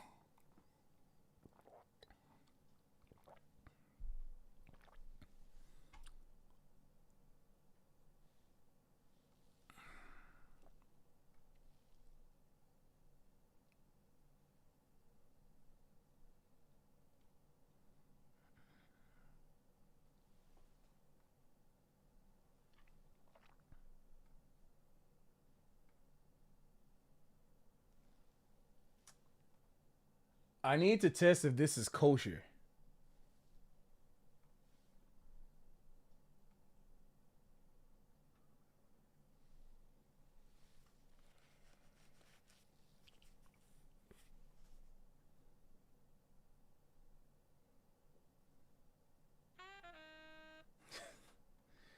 All right, I'm gonna give you guys a first look into the first track on the album.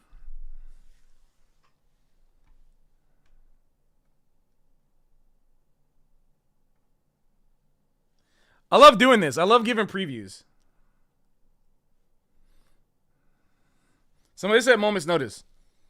So fun fact, you guys know the Moments Notice that like from Emmett, the Emmett's place. So I played this 4 days before playing the Moments Notice on Emmett stream, but completely different vibe. Peace out, Andy.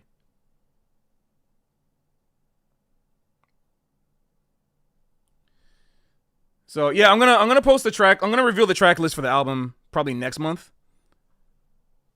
Probably next month.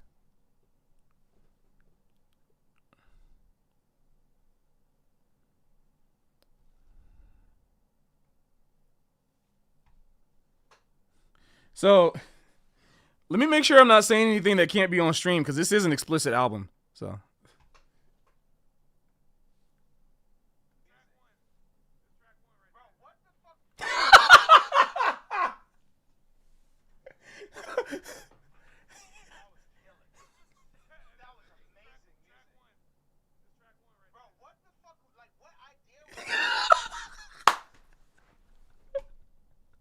Okay. It's a good thing. It's a good thing that I'm not monetizing the stream, so I don't have to worry. But I gotta warn y'all. There's some stuff being said that I don't condone. Is that Russell? Yes, it is Russell. There's some stuff that I don't condone. But hold on, let me.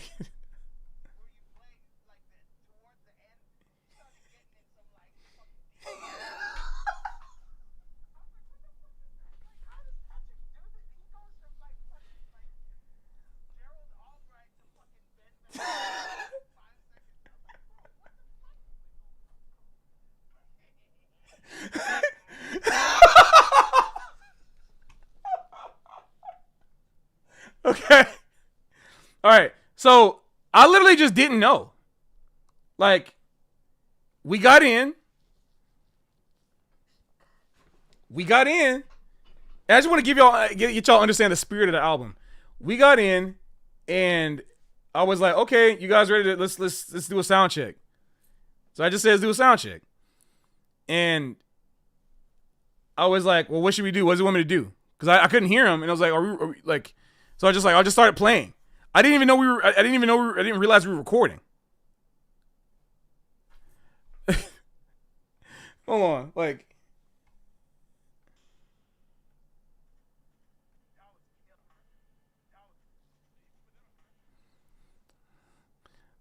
Because I didn't, oh yeah, no, I didn't know we were recording. I didn't know what tune we were going to play. So I just started playing. No one knew what tune we were going to play. So yeah. Here it is. Hope you enjoy it. Moments Notice by his request from the chat. I don't know what they want me to do. What you want me to do, Nolan?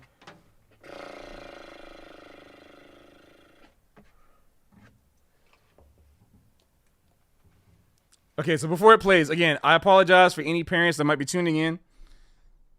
I'm not cussing in this. That's all I'll say.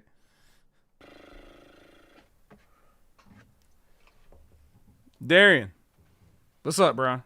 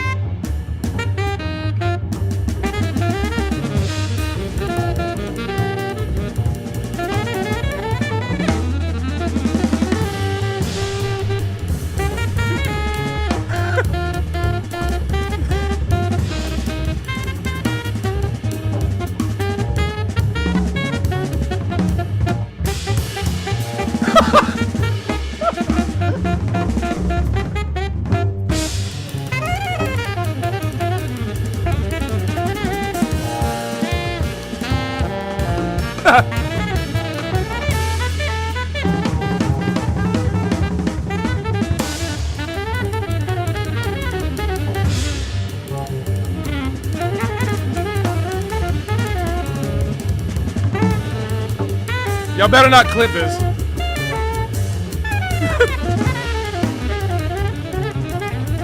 This is 2025 American culture is crazy.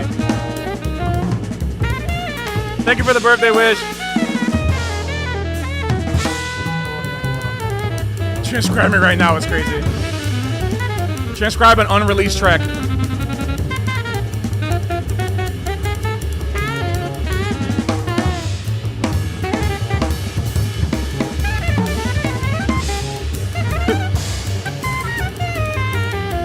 Yeah, you got it in E flat. Yeah, sure.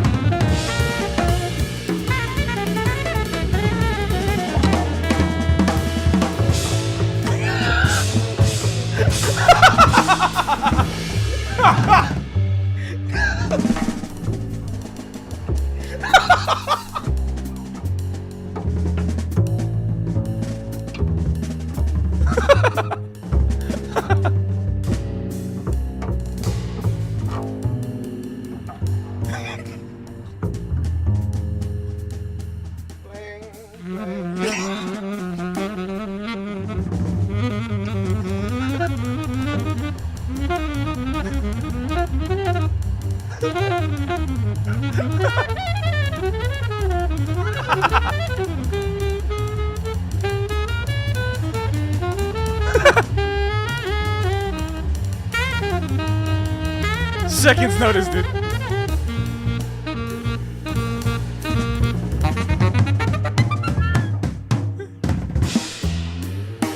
And then they kept playing. I didn't know, like, this wasn't a track.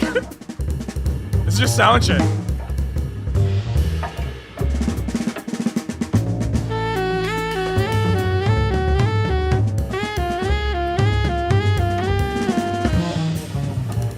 Two weeks notice is crazy.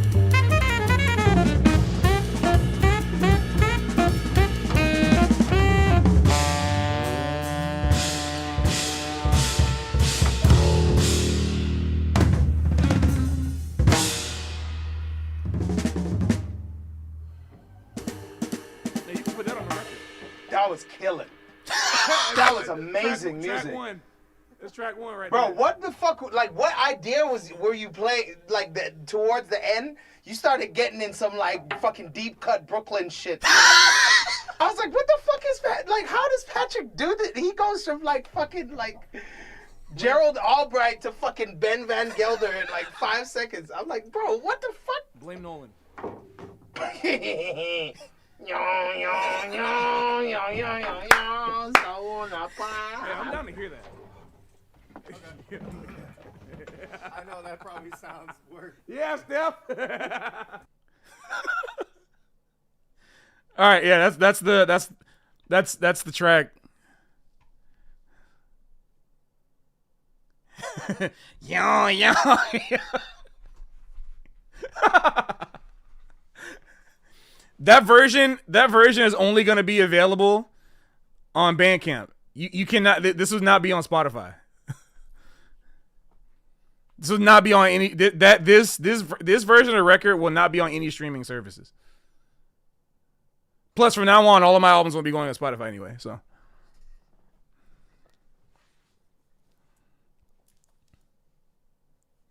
y'all gotta buy it. I'm not about to be liable. Listen, like it's a parental advisory jazz record. It's parental advisory. Brooklyn is crazy. Yo, Brooklyn is crazy. But yeah, I'm really excited for the record. There's a lot of cool stuff on there. Some, a lot of funny stuff like that. Let us a lot of funny stuff like that, but also some pretty serious stuff too. It's a whole album. I can't wait to tell y'all the story of it. It's called We Play Music. Because that's what it is. There's no better title for it. We play music. But anyway.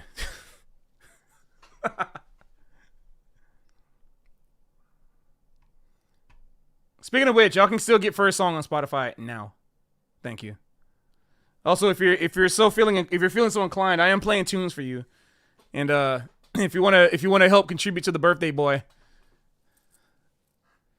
there, you can donate to me there. Thank you very much. Hideo Kojima, is that you? Hey, but thank you, Radical. Appreciate y'all. It's being done with your car. Are you running Streamlabs? I am running Streamlabs. I don't think my Streamlabs bot is on in Twitch right now though. But thank you. Definitely not we play music.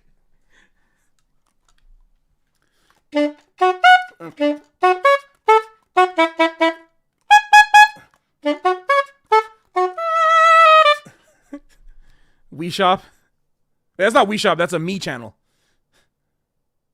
Me channel. I thought it was We Shop, it's Me channel.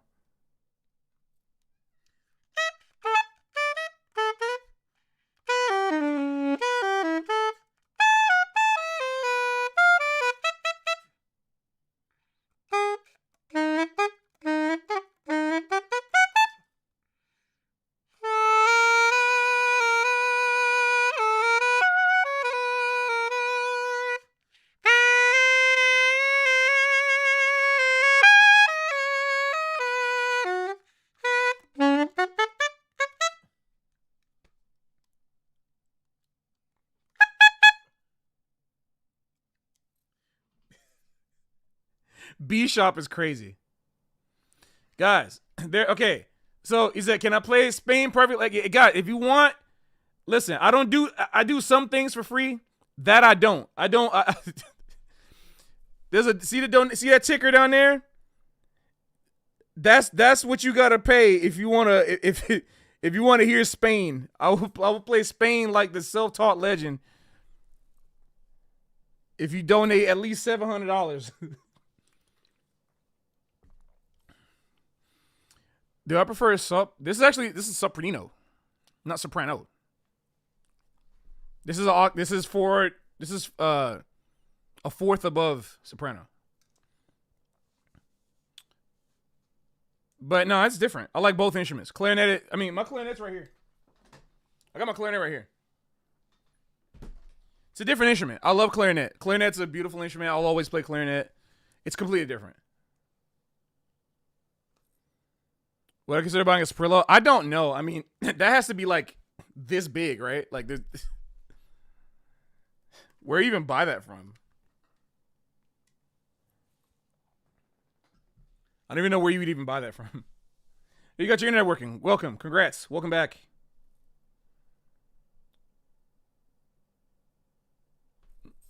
Nigeria backwards. Origin. Beat up.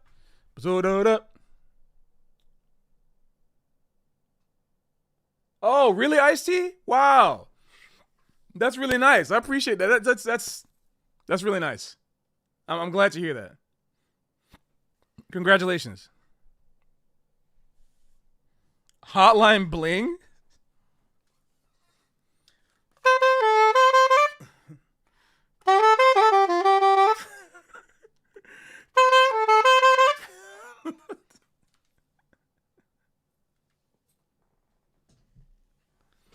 That's like 10 years old or something.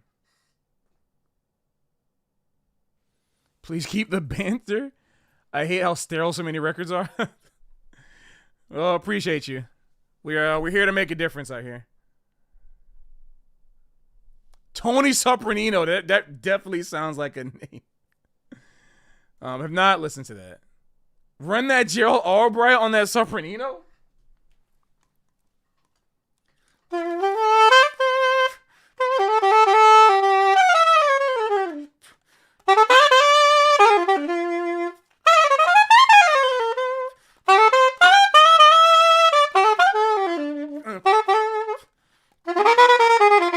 I can't play.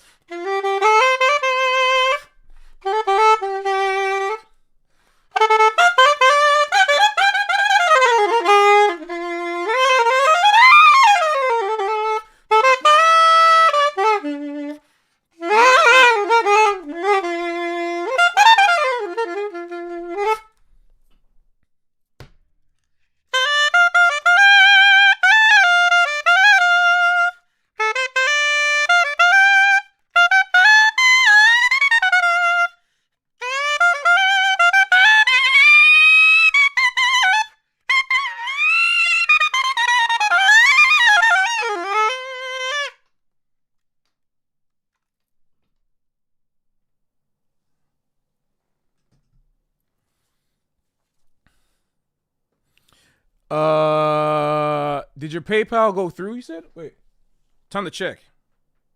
I don't know your real name, so I won't be able to check. Oh, shiznap! Somebody threw a 50. Whoever did, thank you very much. We are not 201-23. And I'll just show you guys again.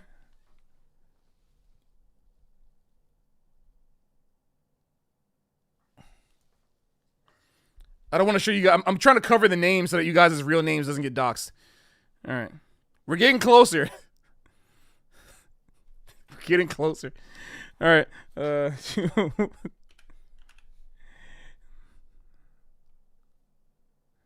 Getting almost an oboe sound. It is a classical mouthpiece. It's like so like smaller. So it makes sense that it would get close to that. Is it time to record? Right? Ooh.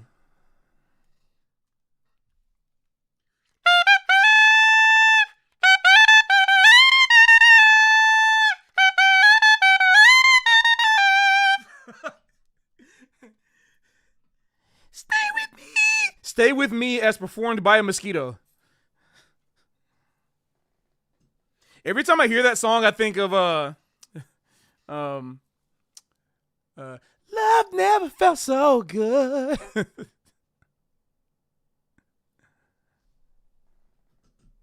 Bro, mosquito jazz is crazy. Mosquito jazz is crazy. There should have been a message with that fit. Oh, there was? Which one is you? But I don't know. It's not showing me your username. It's only showing me. I see a real name.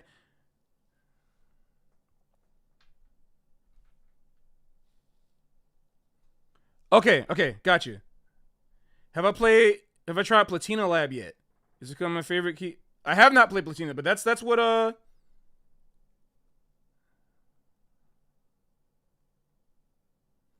Wait, why can't I see the whole message? I can't see the whole message. But I see you request either Puppet Theater or Hello Planet. Yo, Tweebox on Sopranino. That's how the mosquitoes in Africa be moving.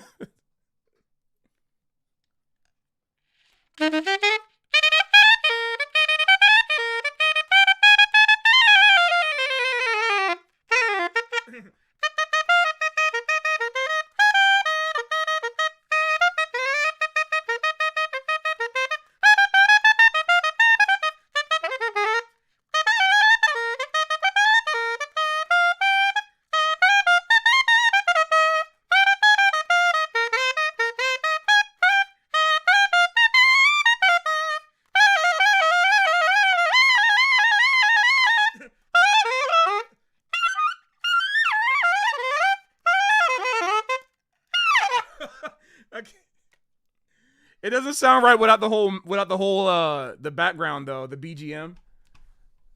Cause I have to do a sync test in order to do that, and I don't think I have time to do that yet. Right now, unfortunately, but that was a Sasakure song. Thank you, Tsukikage. I appreciate it, man.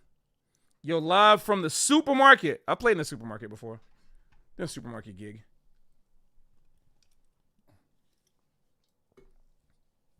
The supermarket gig in Seattle, then an antique shop gig in Florida.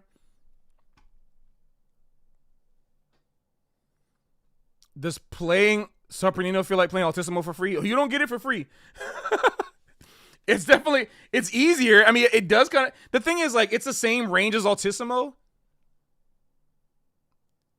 but it doesn't feel like it. It feels normal. Like, it feels normal, right?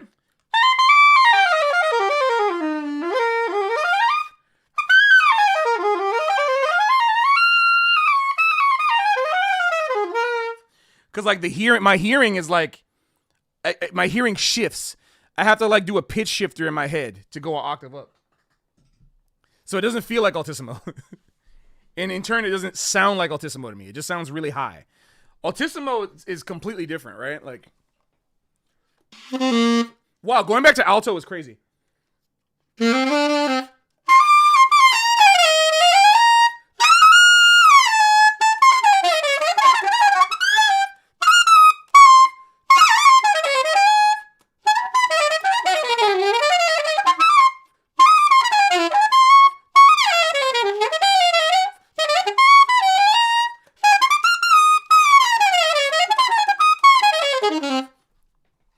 Like if I play in the same octave.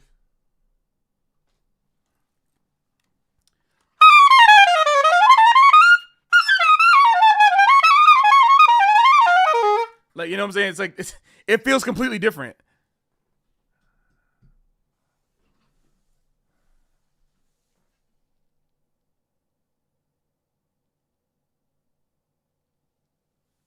You notice you don't adhere all the time to ideas of raising finger off the horn? Well, like, certain things are subconscious. Like, when you play Altissimo, you can't really keep your fingers close to the... I mean, like, you can, but...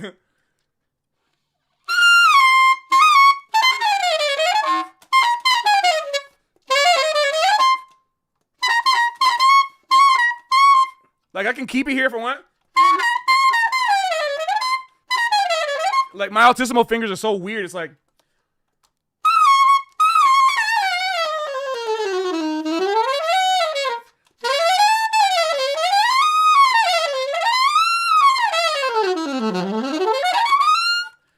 It's so like I can do it, but my Altissimo fingerings are so strange that like it kind of makes me have to contort my fingers in weird ways. I made a video actually on my Altissimo fingerings. But also like keep your fingers close to the keys is a general rule. And when I'm playing in the mid register, right?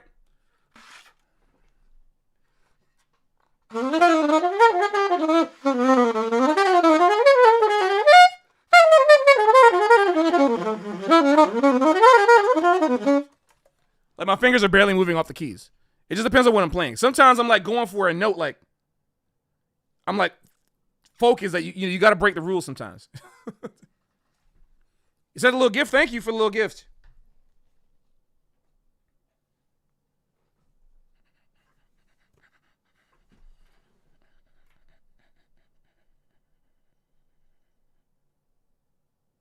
$207.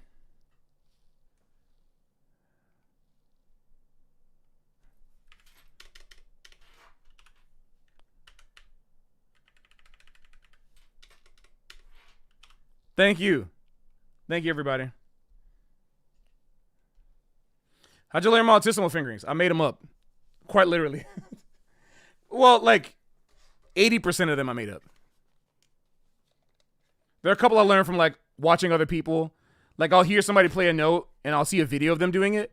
And I'll be like, oh, dang, that must be that note. And I'll try that fingering that they're doing and see if it works on my horn. And if it does, I do it. And if it doesn't, I don't do it.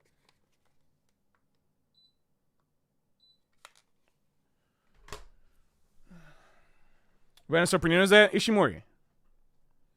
How do you sound like a player you admire? Are you supposed to just learn a bunch of their solos and nonstop listen to them? Is there more to that? Your imagination. You must use your imagination. You're never going to sound exactly like somebody. But you must... There's two things you have to do. Right?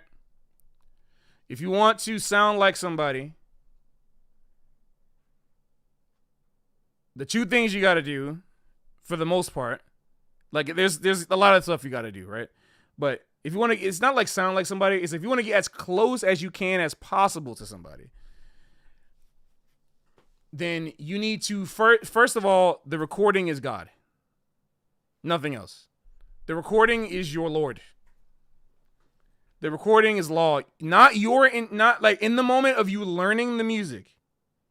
It's not your flavor or what you think about it. No, it's the music. When you learn in the learning process, right? First is the learning process, the input. That is your ruler. It's sovereign. So don't break anything. Copy everything.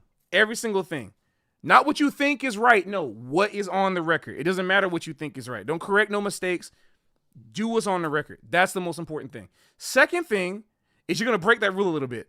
After you've learned the thing, while you're in the process of synthesizing it, copy what you think they're doing, right? After you've gotten the actual information, while you're synthesizing the information, think about your best impression. It's gonna suck at first, you know.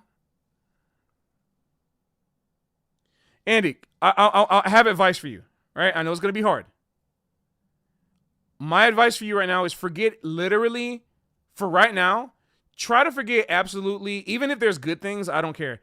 every single thing that you've experienced in high school, literally just don't think about it. Because there's so many things that were so abnormal about like how you like, there's so many things that are abnormal about how you grew up that yeah, just don't. There's so many things abnormal about that like it's like we can't even unpack it. Don't listen to them. Like there's so much, because I know you, right? There's so much that you went through that is not normal. So you don't have to waste your time on them anymore. They're just stupid. All right. Basically, when you see a dessert recipe uses vinegar, don't try to substitute. I like that. I love that. Thank you. You know what? I love that. It's like, for example, like I was vegan 12 years. I'm not vegan anymore, but I was vegan 12 years. Well, technically 11. I was vegan 11 years. I hadn't eaten meat in 12 years, but I was like vegan 11 years and I still don't eat dairy.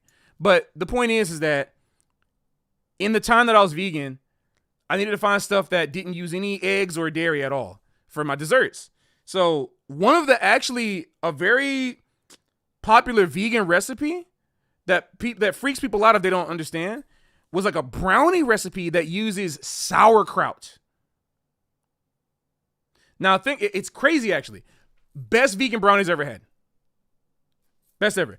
They apparently like soak and rinse and do all sorts of stuff to the sauerkraut to take out the sour taste from it and leave you just with the texture of the sauerkraut, right? Because it's a fermented product. It has different certain enzymes. It's a different texture, whatever. Now, if you're the type of person that is transcribing this recipe and you're like, sauerkraut, the heck, I don't want to use that. No, come on. Why would you do that? Like, you got your mind made up already about what you think the world's supposed to be. Like, it's sweet. Why would I use a sour? I'm going to use something else. Okay.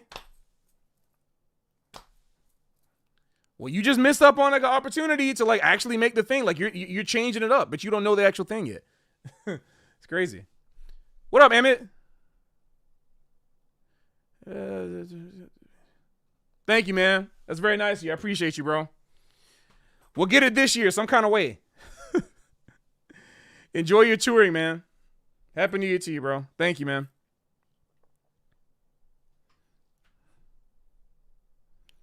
How do I memorize changes for any particular tune as fast as possible? If you're asking that question, you're probably not ready to memorize things as fast as possible. Just memorize things.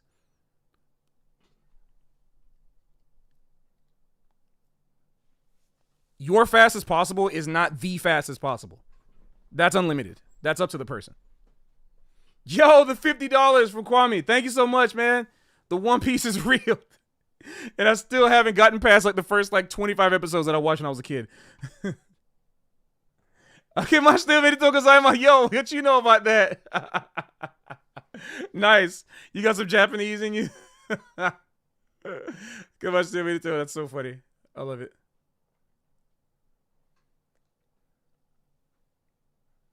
Normal kraut. Yeah. They turn but you know what I'm saying? Like if a recipe calls for sauerkraut and you're just like, nah, that's a brownie. I don't want to do that. That's like you hear somebody on the record, he squeaks or plays a note, plays something weird.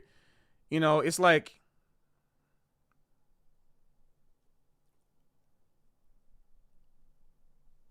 you're gonna correct it. But I think he meant to play this. No. Play what was played. That's it. Play what was played. It doesn't matter. You know? Figure out later, because the thing is, like, if you're correcting it, you're assuming that you know more than the player. And you can't do that. The recording must be God. Period. The recording must be God when you're transcribing. Do not assume that you know more, that you know what's correct. Don't do it. And there's so many people that are so stubborn in that way, and it limits them. That when they think they know more than the recording. But don't do that. That's the first step.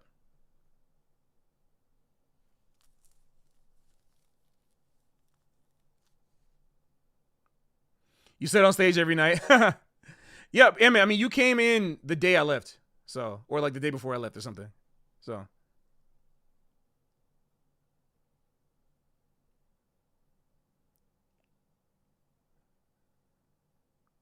Spain with Coltrane changes added. Y'all are just adding all sorts of augments. Let's put this back up.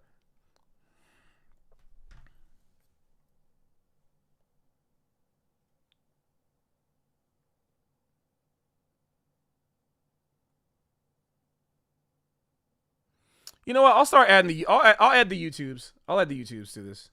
It'd be sad if I can't like. Let me see. What's the YouTube donations? All right. I'll let me do some math. All right. Math time.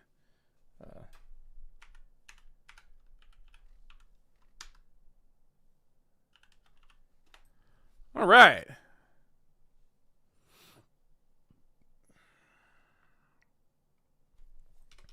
Let's do 358.39. You guys are doing good. You might actually get a self-taught legend tribute.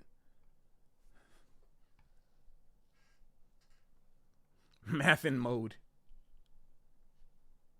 What? They smoke on the water.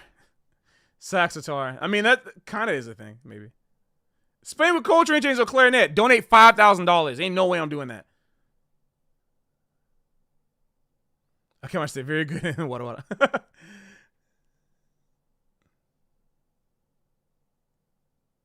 They gotta hurry up. The One Piece is probably gonna be revealed in a couple of years. That's probably true. How late am I streaming? Probably another 30 minutes. Truth on yo. On Sopranino?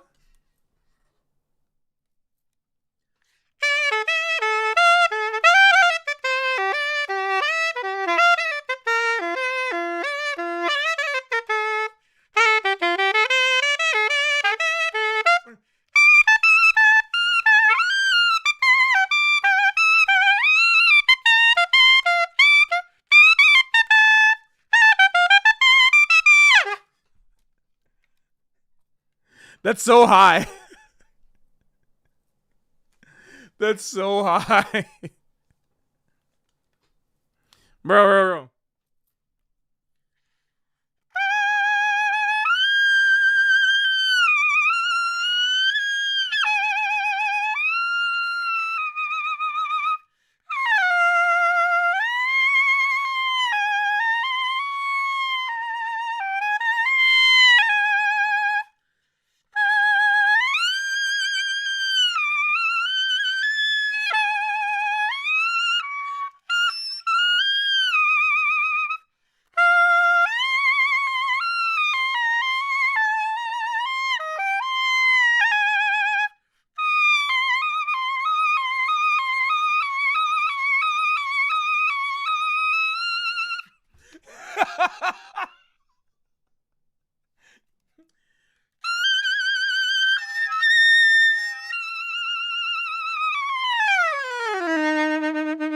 He said that actually hurts.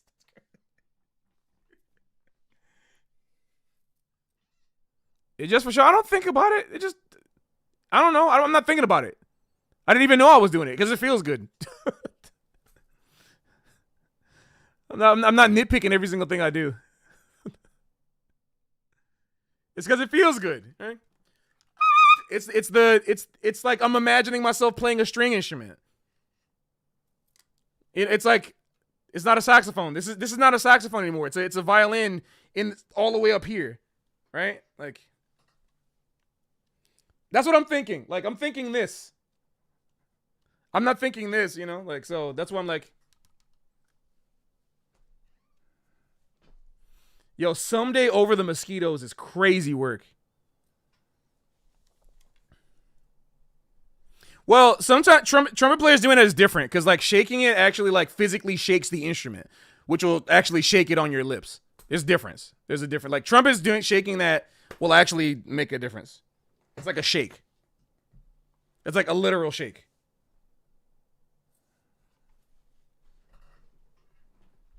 See how saxophone players do that? Yeah, it's like it's a visual. It's like a help. You know? I think you might say I know some bass players who do that, and I was gonna crack up and be like, there's a reason for that. We need every sax button to change pitch. True. Like a wheel.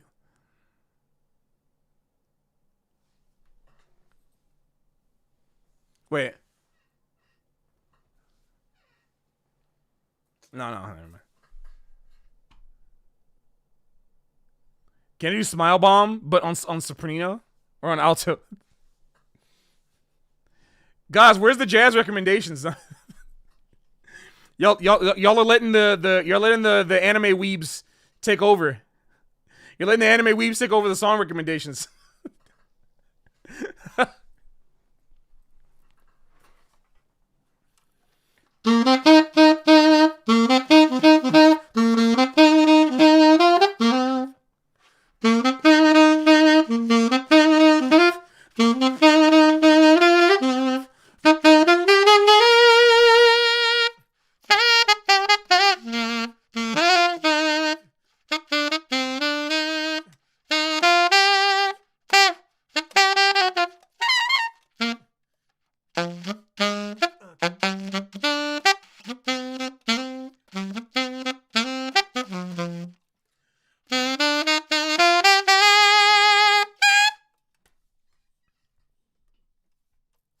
Can I play something F Blues? You need F Blues material? There's a lot of F Blues material online, but play Convergence by Rudress on Sopranino?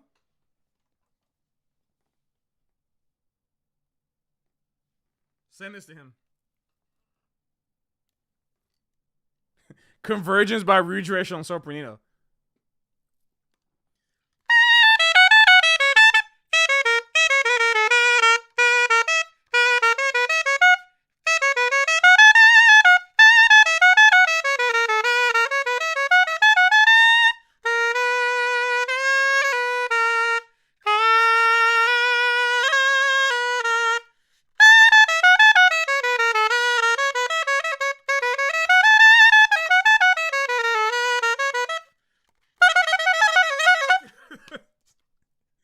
Whatever they're playing that I can't play because I'm not Kaji Gopalnath and I don't have a Carnatic saxophone.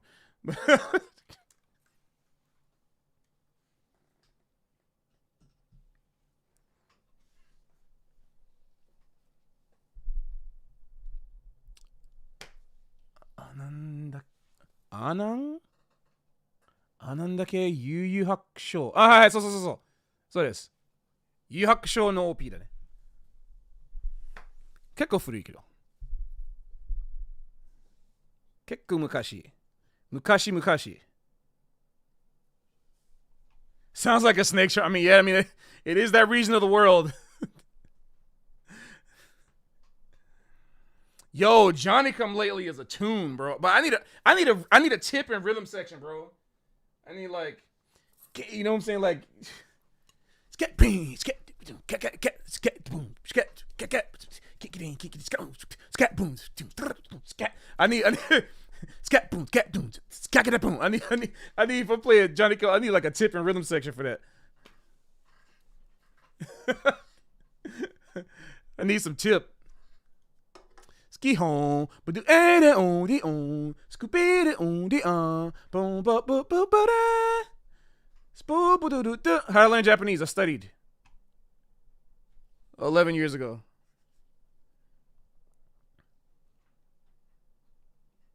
I did 2 years of language school instead of doing my master's.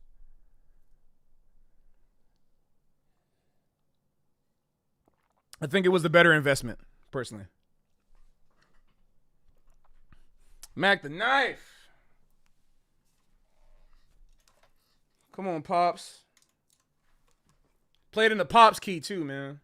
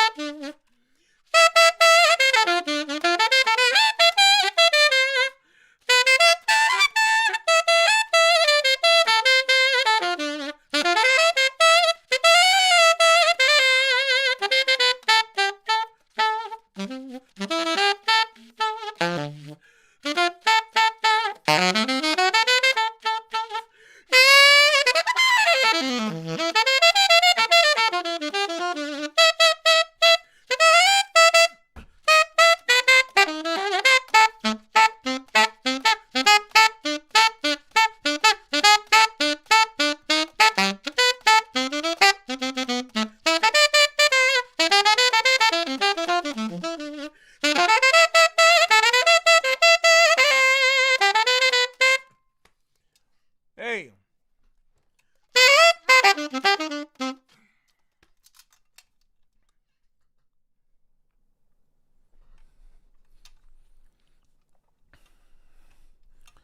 Ah!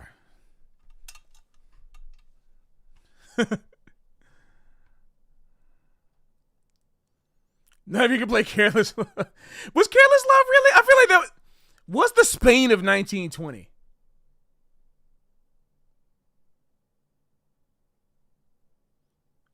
Maybe Careless St. Louis Blues. Probably St. Louis Blues. That's probably the Spain of 1920. Probably St. Louis Blues. It must be that. Either St. Louis Blues or like, yeah, it's got to be St. Louis Blues.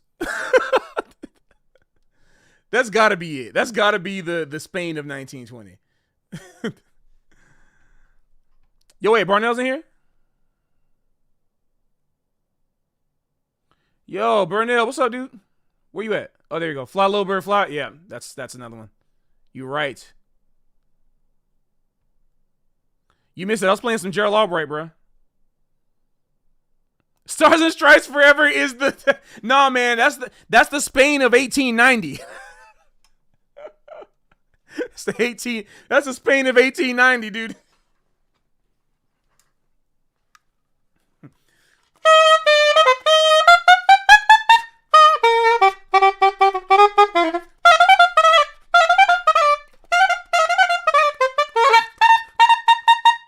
Yo, my how do you unstick a sopranino G sharp? It's so tiny. It's like I can't even reach it. How do you unstick a sopranino?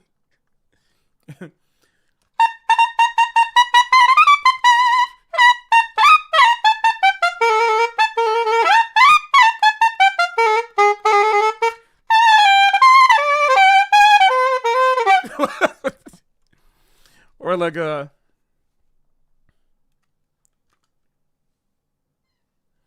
gives me war flashbacks. Y'all be surprised I'm in here. Oh, that's cool. I'm the after work. I'm the after work. I don't think people are surprised. I don't think people are surprised. Maybe the new viewers are surprised you're in here, but I think people are just excited to see you. Thank you, wow we. Thank you everybody for the birthday wishes. Oh, we got more donations. Thank you. All right, let me add that on. How do I got to do math again. I'll tell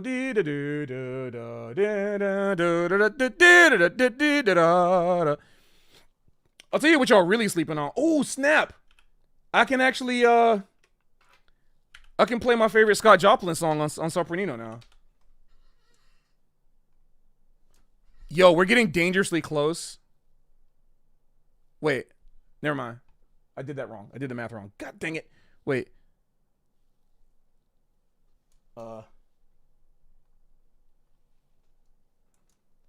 When the jazz musician can't math. Okay. 236.60 plus 151.39. Of course, bro. All right, now we're at the bite of 87.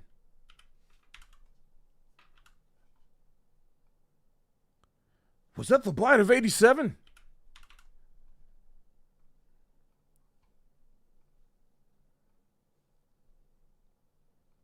Thank you, Funky. PayPal isn't showing on your end? It is. I got it, though. So no worries. I got it. Thank you, Jarrett. Appreciate you, man. No. It is no, Phil, no. Hello, everybody. My name is Welcome. You're welcome.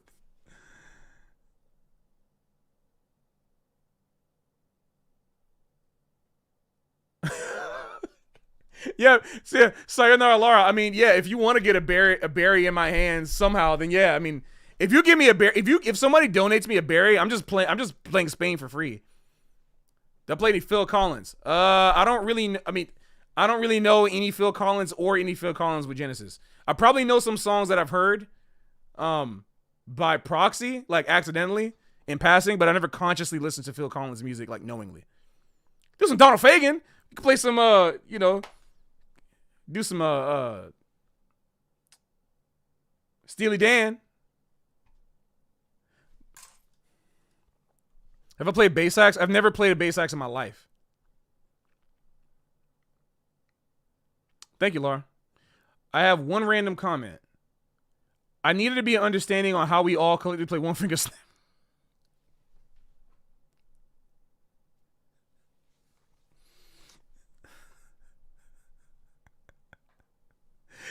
You ain't lying, bro. This is such an age-old, like, it's a thing. Yeah, I mean, the story goes that head was improvised. That it wasn't a head. It was just him playing, starting off to play something. I can neither confirm nor deny it because I don't know what's going on with it. So I can't really say nothing. But yeah, I understand that to be the story. So I did play Fembi. I cannot play that, unfortunately. Let me get a berry with that horrible green coating. What are you talking about? That sounds like horror. This is like a horror story. Have you watched Blue Giant? Kind of yes and no.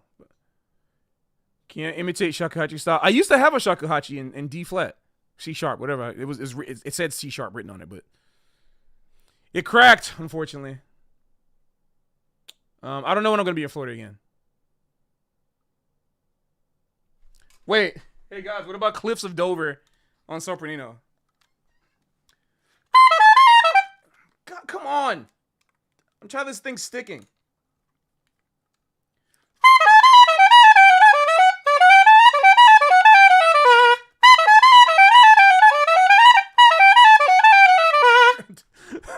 That sounds so crazy. It almost sounds like Train. It almost sounds like Train. Feed it some oil. Yeah, I gotta feed. You said feed it. That is crazy. Feed it. You're in Japan at the same time? It's crazy. Giant steps on Sopranino. That's a meme. That's a meme right there. That's a meme waiting to happen.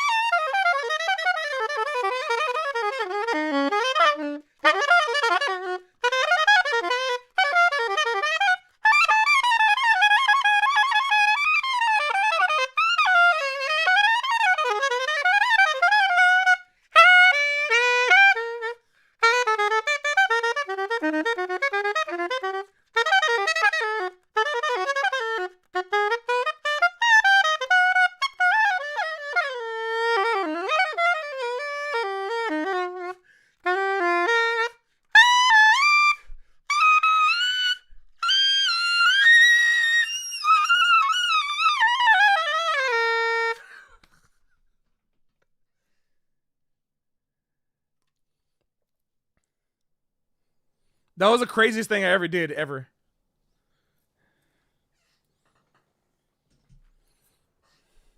Bro, y'all, I was trying not to laugh. I was trying so hard not to laugh because the first thing I see when I'm playing is mosquitoes really love moisture. Maybe that's why your key is sticking. Mosquito changes.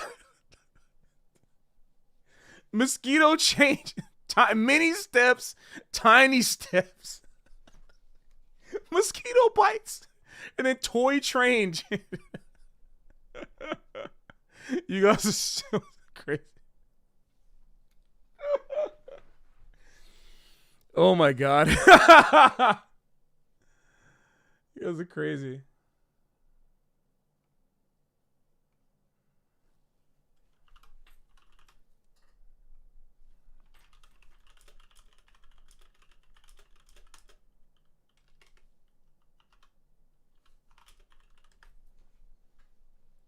Incredible. All right, great. I probably shouldn't play any more music.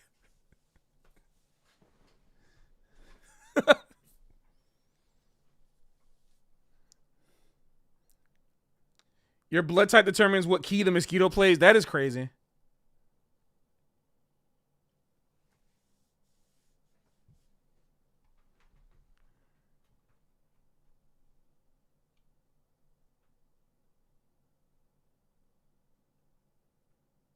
Another recording for We Play Music Deluxe Edition.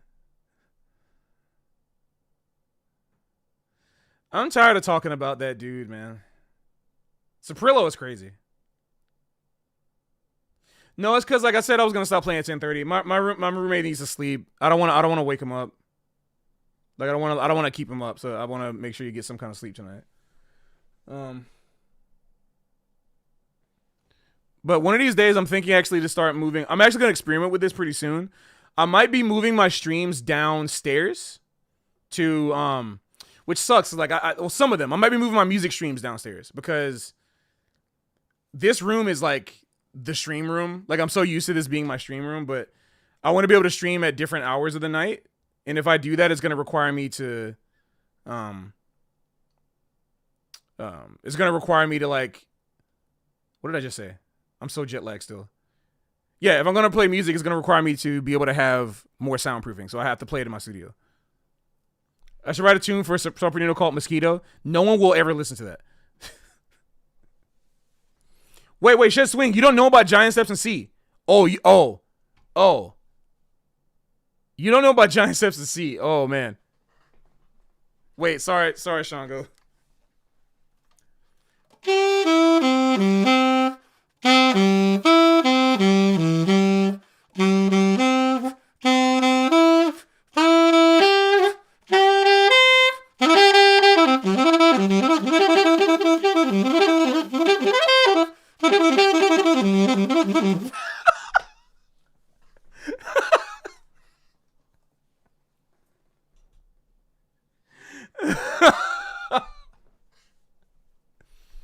How do you not know? Was that the request? Did I do your request correctly? Why is it in all caps? Wait, maybe it's funnier if I type it in all caps.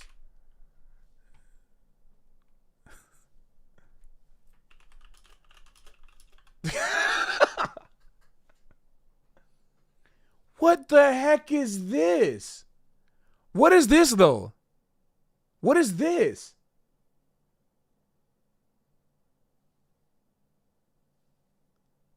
Wait. What the heck is this?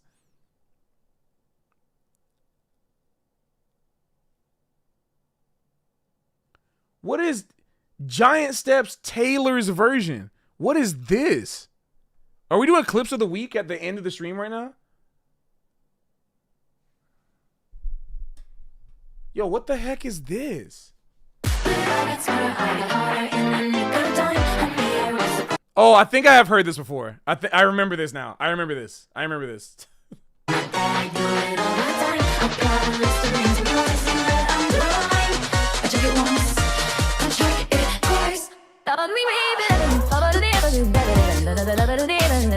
Okay, never mind. I haven't heard this. I didn't hear that. What the heck is that? What the heck?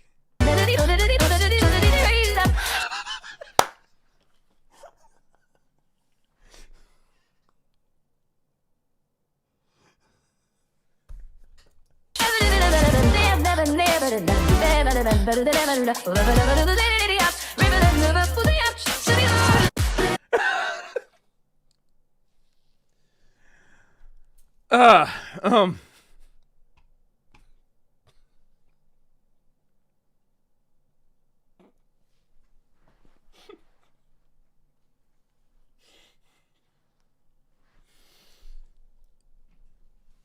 Apparently, it's a pre-AI trend, which I'm happy about, or more concerned about. I think I'm more concerned about. That means someone actually had to put the time in to make that, which is I worry for that person's sanity. I think the person would have more sanity if they used AI to make that than if they actually went in and programmed every single freaking thing. Anyway, here's Johnny Steps and C for Shed Swing.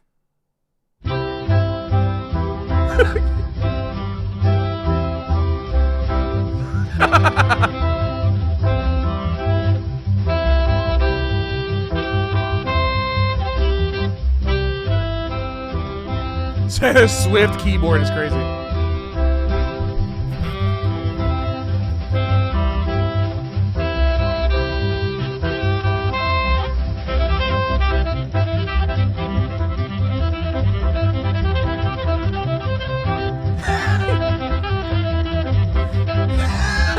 Wait, I never paid attention to the bass line. I never paid attention to the bass ever. Ding, ding, ding, ding, ding, ding, ding, ding, ding.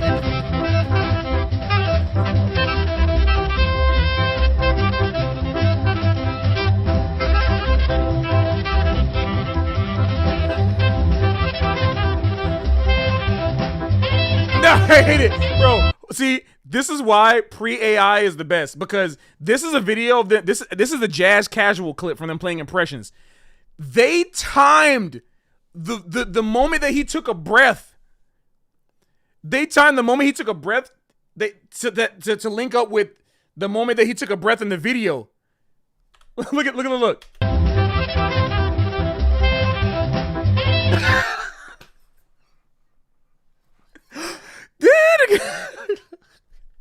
Bro, it's genius.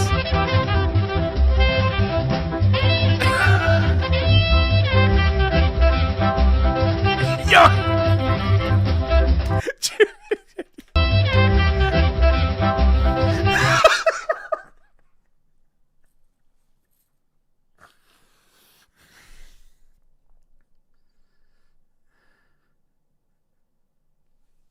Jimmy Garrison going in on C.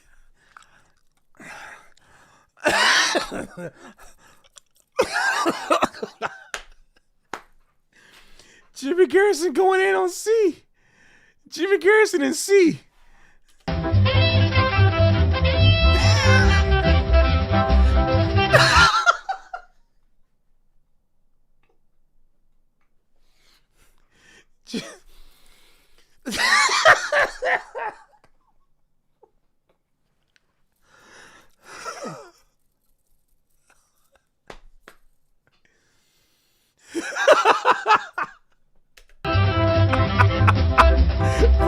Bro, I can't.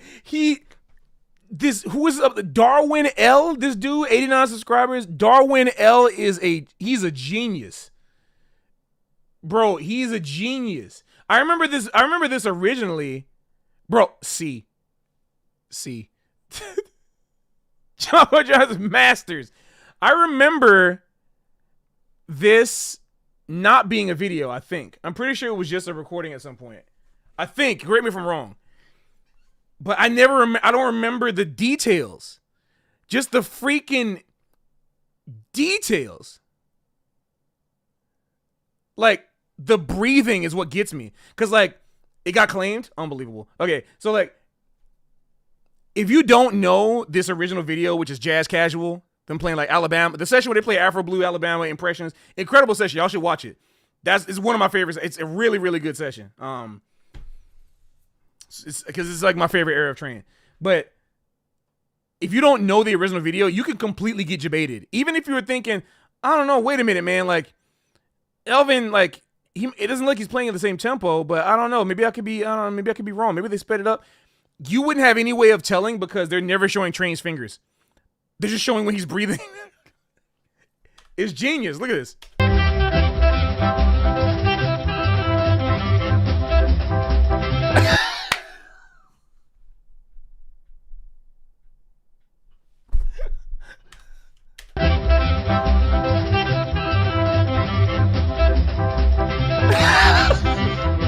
He's gone.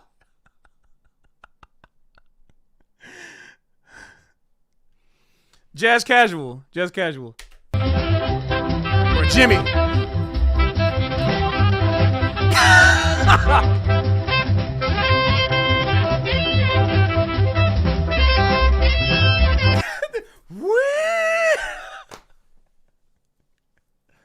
Yeah, or as long as you don't play bass. It's crazy. Yo, he's going in on C, bro.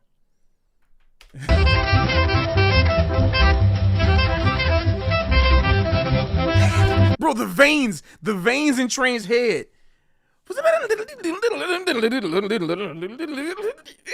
The veins in his head. Bro, he's linking. How does he match up the breathing? It's he thought about this. This is not just a random video with C. He put time into this is some 2007 YouTube level shit posting. That's what this is. This is like I remember this era of effort in the internet. This is very 2007. This is so pre-Google YouTube right here. This is this is the type of videos that people would make.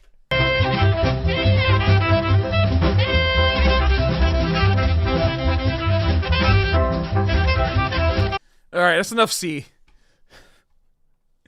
Anyway, fun stream, guys. Thank you. This is an announcement that we're back. I don't know how much back I'm gonna be yet because like I'm doing some traveling still a little bit, but for the most part, except for 1 week at the end of this month, I'm here. So we'll be back Saturday with some real talk and more VOD review because I'm overdue on VOD review. So we'll be doing some VOD reviews Saturday and some real talk. So that'll be fun. Get some more stuff happening. Let's see what else is happening. Oh yeah, Monday, Clips of the Week is coming back. Your scheduled back to school clip farming, reaction farming, YouTube programming will be back starting January 12th. And also make sure you go look at my Discord post. Join Discord, by the way, if you haven't joined. Discord post and my Instagram post. I guess I gotta repost it again. I have opened up lessons. Once again. So we'll be doing, I think, like a week or two every month. Something like that. Depends. It depends on like what it is. But I got a schedule up. So go ahead and sign up and see if we can get you in with the time schedules that works for both of us. So, but yeah, thank you guys. I appreciate it. This is a great birthday. I felt the love and I'm excited to keep moving forward with all of this. This is going to be nice. Yep. And this recording, I'm going to be recording this VOD. I think this is going to stay up. No, I might unlist. No, there's too much copyrighted stuff in here. So, this VOD will be available on Patreon. Or I might keep this up. I'm not sure. Maybe I'll keep it up. But there's other VODs on Patreon, including the uncensored good bait. if that suits you. But yeah, thank you everybody. I'll see you on the Discord and see you next time. See you on Saturday. Peace out, everybody. I did that face on purpose. Bye.